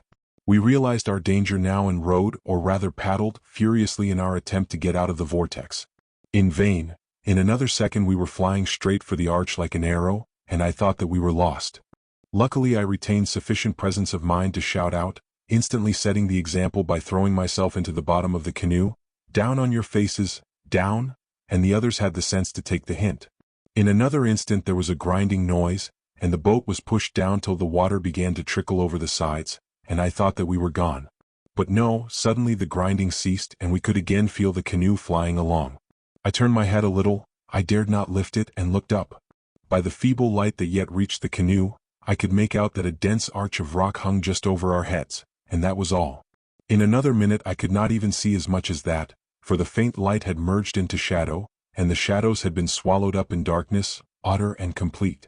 For an hour or so we lay there, not daring to lift our heads for fear lest the brains should be dashed out of them, and scarcely able to speak even, on account of the noise of the rushing water which drowned our voices. Not, indeed, that we had much inclination to speak, seeing that we were overwhelmed by the awfulness of our position and the imminent fear of instant death, either by being dashed against the sides of the cavern or on a rock, or being sucked down in the raging waters, or perhaps asphyxiated by want of air. All of these and many other modes of death presented themselves to my imagination as I lay at the bottom of the canoe, listening to the swirl of the hurrying waters which ran whither we knew not. One only other sound could I hear, and that was Alphonse's intermittent howl of terror coming from the center of the canoe, and even that seemed faint and unnatural. Indeed, the whole thing overpowered my brain, and I began to believe that I was the victim of some ghastly spirit-shaking nightmare. Chapter 10. The Rose of Fire. On we flew, drawn by the mighty current, till at last I noticed that the sound of the water was not half so deafening as it had been, and concluded that this must be because there was more room for the echoes to disperse in. I could now hear Alphonse's howls much more distinctly. They were made up of the oddest mixture of invocations to the supreme power and the name of his beloved Annette that it is possible to conceive, and in short, though their evident earnestness saved them from profanity, were, to say the least, very remarkable. 9. Taking up a paddle I managed to drive it into his ribs, whereon he, thinking that the end had come, howled louder than ever. Then I slowly and cautiously raised myself on my knees and stretched my hand upwards, but could touch no roof. Next I took the paddle and lifted it above my head as high as I could, but with the same result. I also thrust it out laterally to the right and left, but could touch nothing except water. Then I bethought me that there was in the boat, amongst our other remaining possessions, a bull's-eye lantern and a tin of oil. I groped about and found it, and having a match on me carefully lit it, and as soon as the flame had got a hold of the wick I turned it on down the boat. As it happened, the first thing the light lit on was the white and scared face of Alphonse, who, thinking that it was all over at last, and that he was witnessing a preliminary celestial phenomenon, gave a terrific yell and was with difficulty reassured with the paddle. As for the other three, Good was lying on the flat of his back, his eyeglass still fixed in his eye, and gazing blankly into the upper darkness. Sir Henry had his head resting on the thwarts of the canoe, and with his hand was trying to test the speed of the water.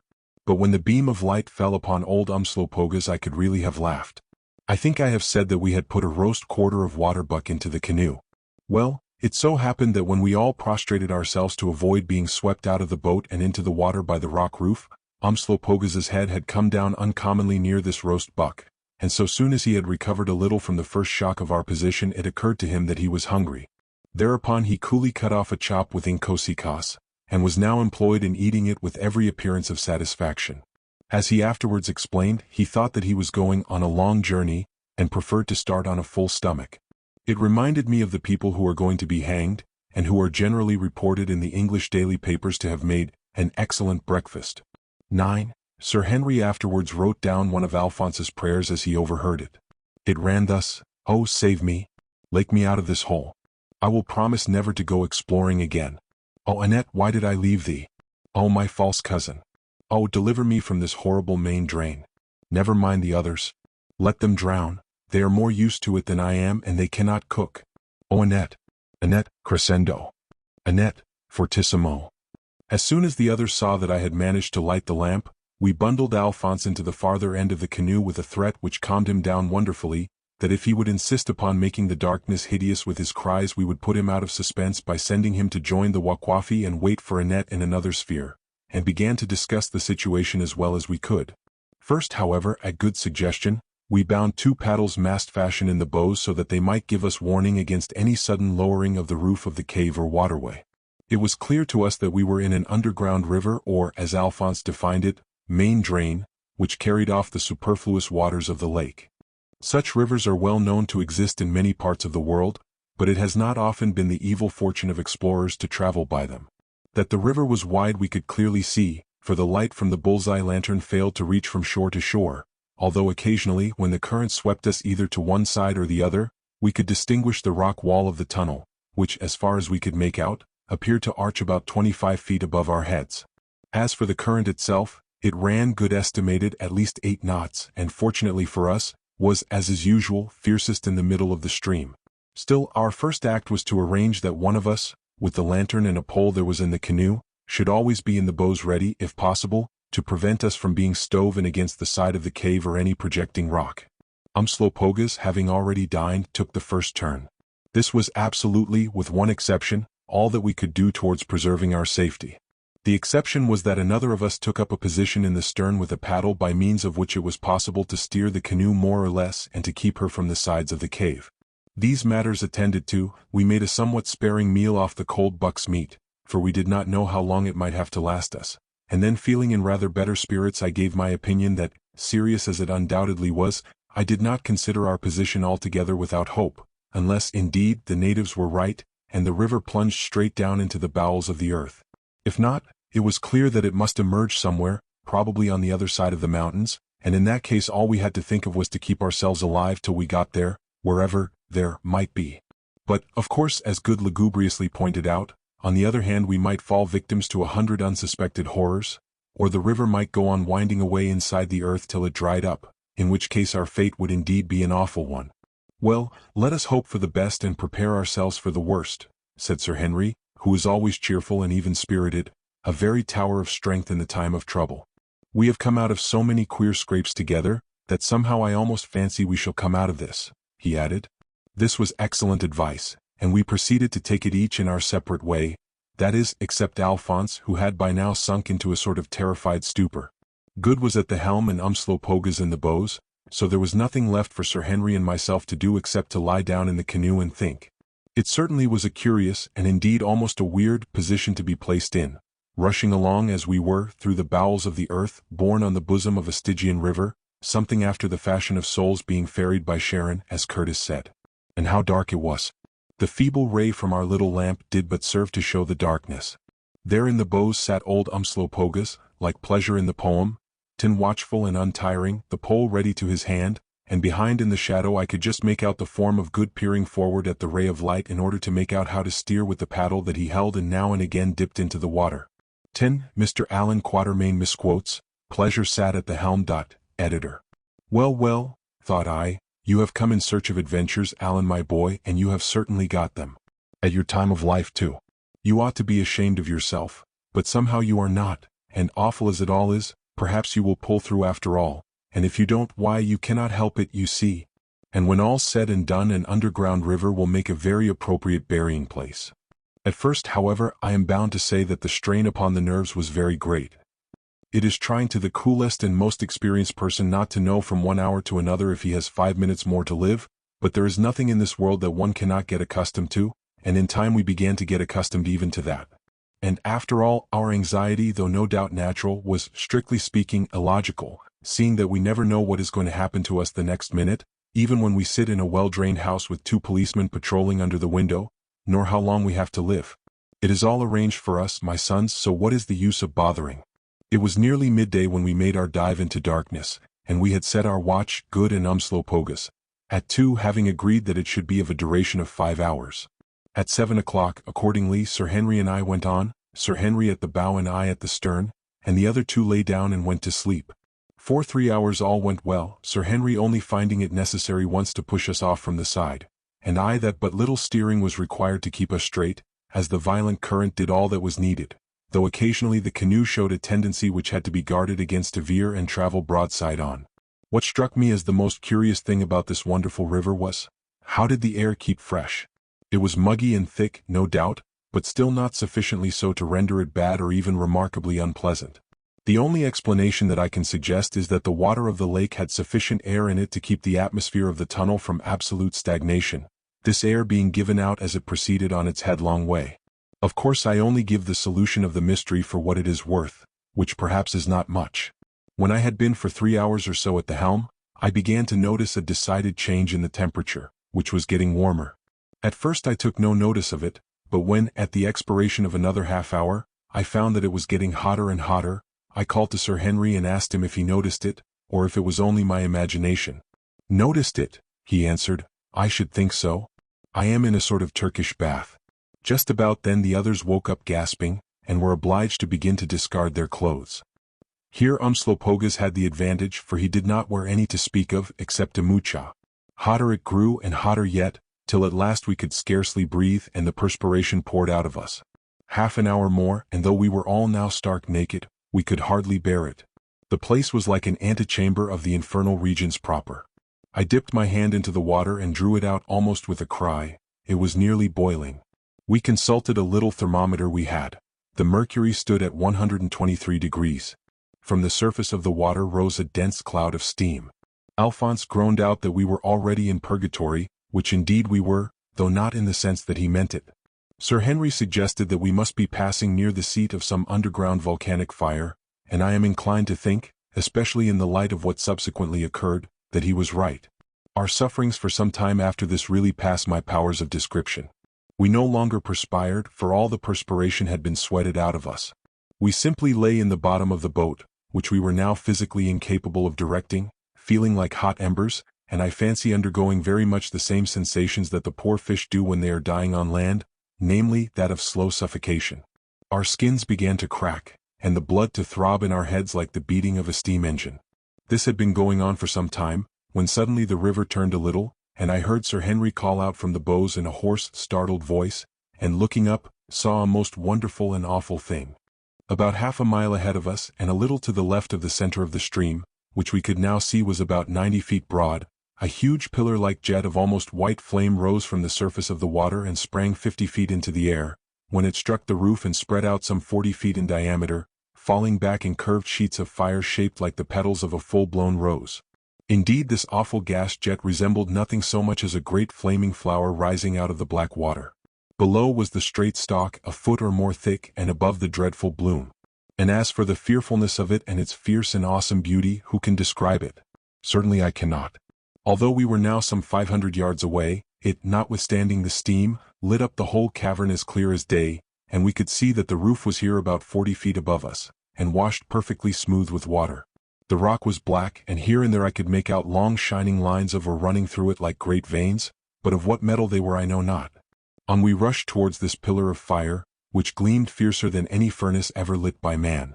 "Keep the boat to the right, Quatermain, to the right," shouted Sir Henry, and a minute afterwards I saw him fall forward senseless. Alphonse had already gone. Good was the next to go. There they lay as though dead, only Umslopogaas and I kept our senses. We were within 50 yards of it now, and I saw the Zulu's head fall forward on his hands. He had gone too, and I was alone. I could not breathe, the fierce heat dried me up. 4 yards and yards round the great rose of fire the rock roof was red hot. The wood of the boat was almost burning. I saw the feathers on one of the dead swans begin to twist and shrivel up, but I would not give in. I knew that if I did we should pass within 3 or 4 yards of the gas jet and perish miserably. I set the paddle so as to turn the canoe as far from it as possible, and held on grimly. My eyes seemed to be bursting from my head, and through my closed lids I could see the fierce light. We were nearly opposite now. It roared like all the fires of hell, and the water boiled furiously around it. 5 seconds more. We were past. I heard the roar behind me. Then I too fell senseless. The next thing that I recollect is feeling a breath of air upon my face. My eyes opened with great difficulty. I looked up.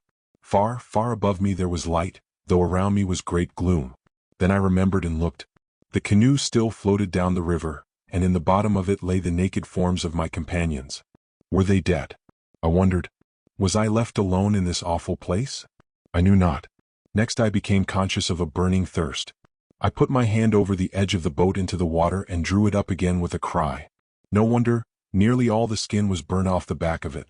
The water, however, was cold or nearly so, and I drank pints and splashed myself all over. My body seemed to suck up the fluid as one may see a brick wall suck up rain after a drought, but where I was burnt the touch of it caused intense pain. Then I bethought myself of the others, and dragging myself towards them with difficulty, I sprinkled them with water, and to my joy they began to recover. Umslopogaas first, then the others. Next they drank, absorbing water like so many sponges. Then, feeling chilly, a queer contrast to our recent sensations, we began as best we could to get into our clothes. As we did so, Good pointed to the port side of the canoe. It was all blistered with heat and in places actually charred. Had it been built like our civilized boats, Good said that the planks would certainly have warped and let in enough water to sink us. But fortunately it was dug out of the soft, willowy wood of a single great tree, and had sides nearly 3 inches and a bottom 4 inches thick. What that awful flame was we never discovered, but I suppose that there was at this spot a crack or hole in the bed of the river through which a vast volume of gas forced its way from its volcanic home in the bowels of the earth towards the upper air.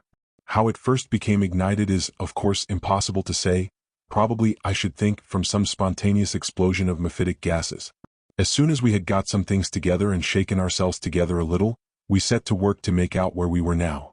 I have said that there was light above, and on examination we found that it came from the sky.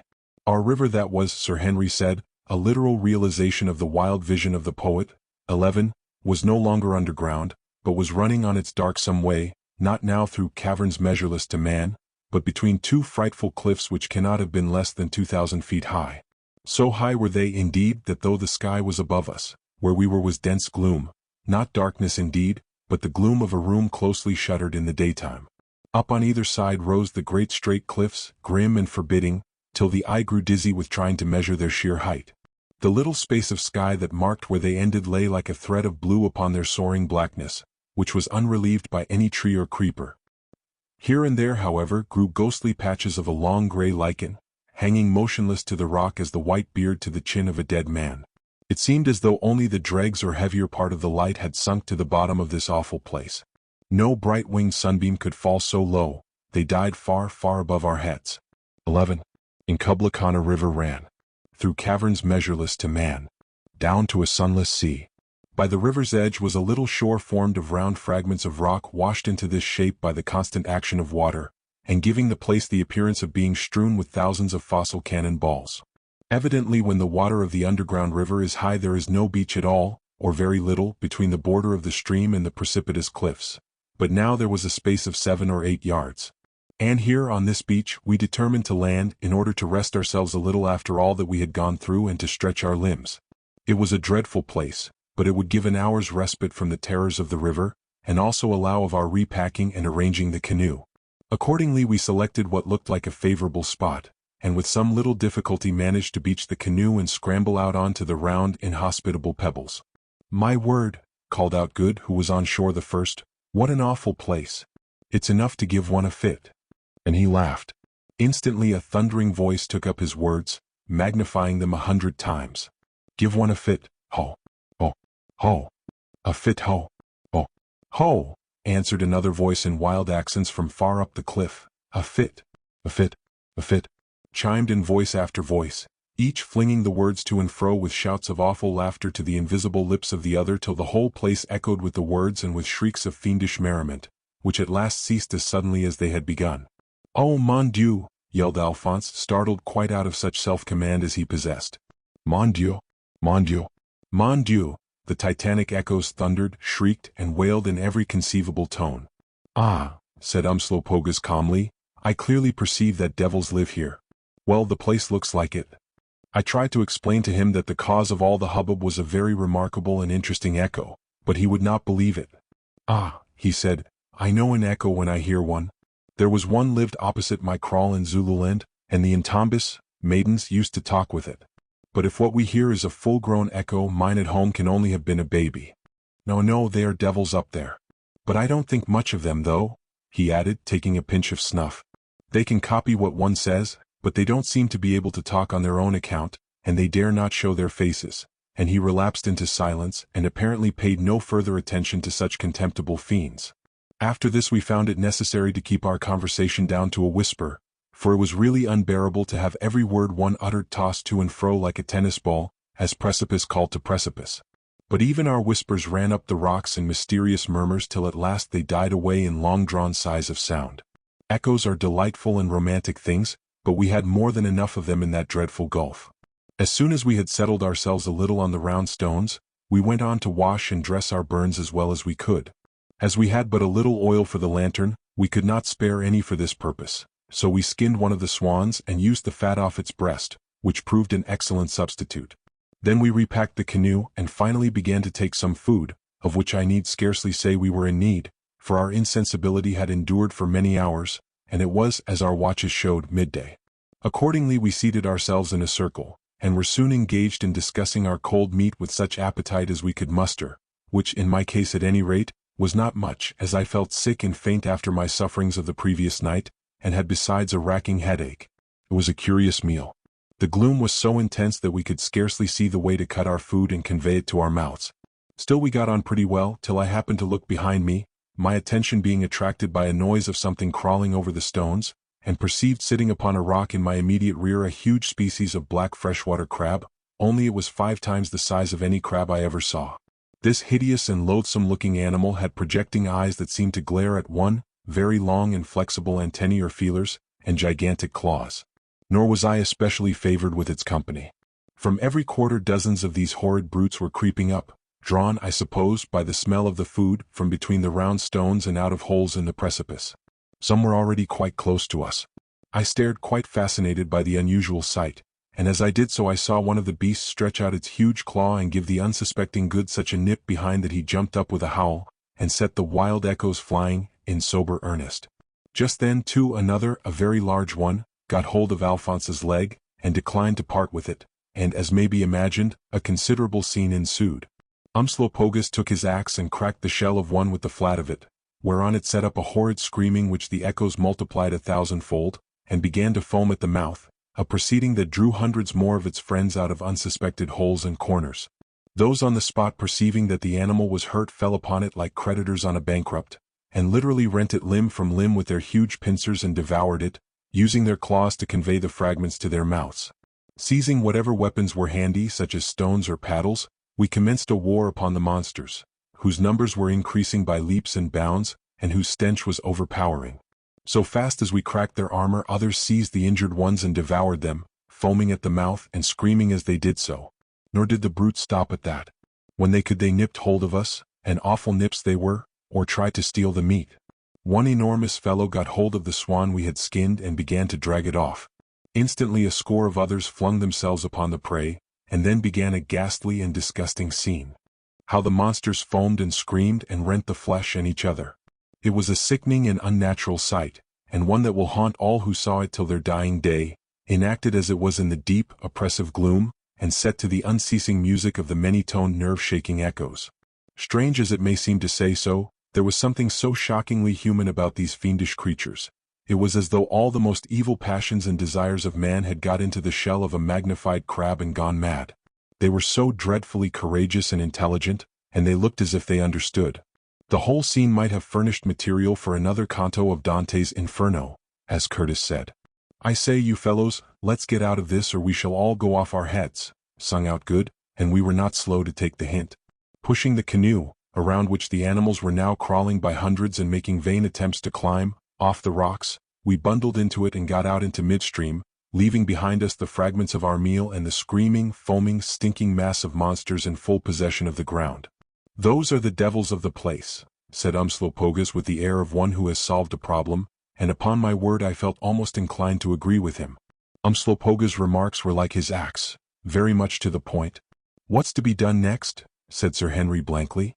"Drift, I suppose," I answered, and we drifted accordingly. All the afternoon and well into the evening we floated on in the gloom beneath the far-off line of blue sky, scarcely knowing when day ended and night began, for down in that vast gulf the difference was not marked, till at length Good pointed out a star hanging right above us, which, having nothing better to do, we observed with great interest. Suddenly it vanished, the darkness became intense, and a familiar murmuring sound filled the air. "Underground again," I said with a groan, holding up the lamp. Yes, there was no doubt about it. I could just make out the roof. The chasm had come to an end and the tunnel had recommenced. And then there began another long, long night of danger and horror. To describe all its incidents would be too wearisome, so I will simply say that about midnight we struck on a flat projecting rock in midstream and were as nearly as possible overturned and drowned. However, at last we got off, and went upon the uneven tenor of our way. And so the hours passed till it was nearly 3 o'clock. Sir Henry, Good, and Alphonse were asleep, utterly worn out. Umslopogus was at the bow with the pole, and I was steering, when I perceived that the rate at which we were traveling had perceptibly increased. Then, suddenly, I heard Umslopogus make an exclamation, and next second came a sound as of parting branches, and I became aware that the canoe was being forced through hanging bushes or creepers. Another minute, and the breath of sweet open air fanned my face, and I felt that we had emerged from the tunnel and were floating upon clear water. I say felt, for I could see nothing, the darkness being absolutely pitchy as it often is just before the dawn. But even this could scarcely damp my joy. We were out of that dreadful river, and wherever we might have got to this at least was something to be thankful for. And so I sat down and inhaled the sweet night air and waited for the dawn with such patience as I could command.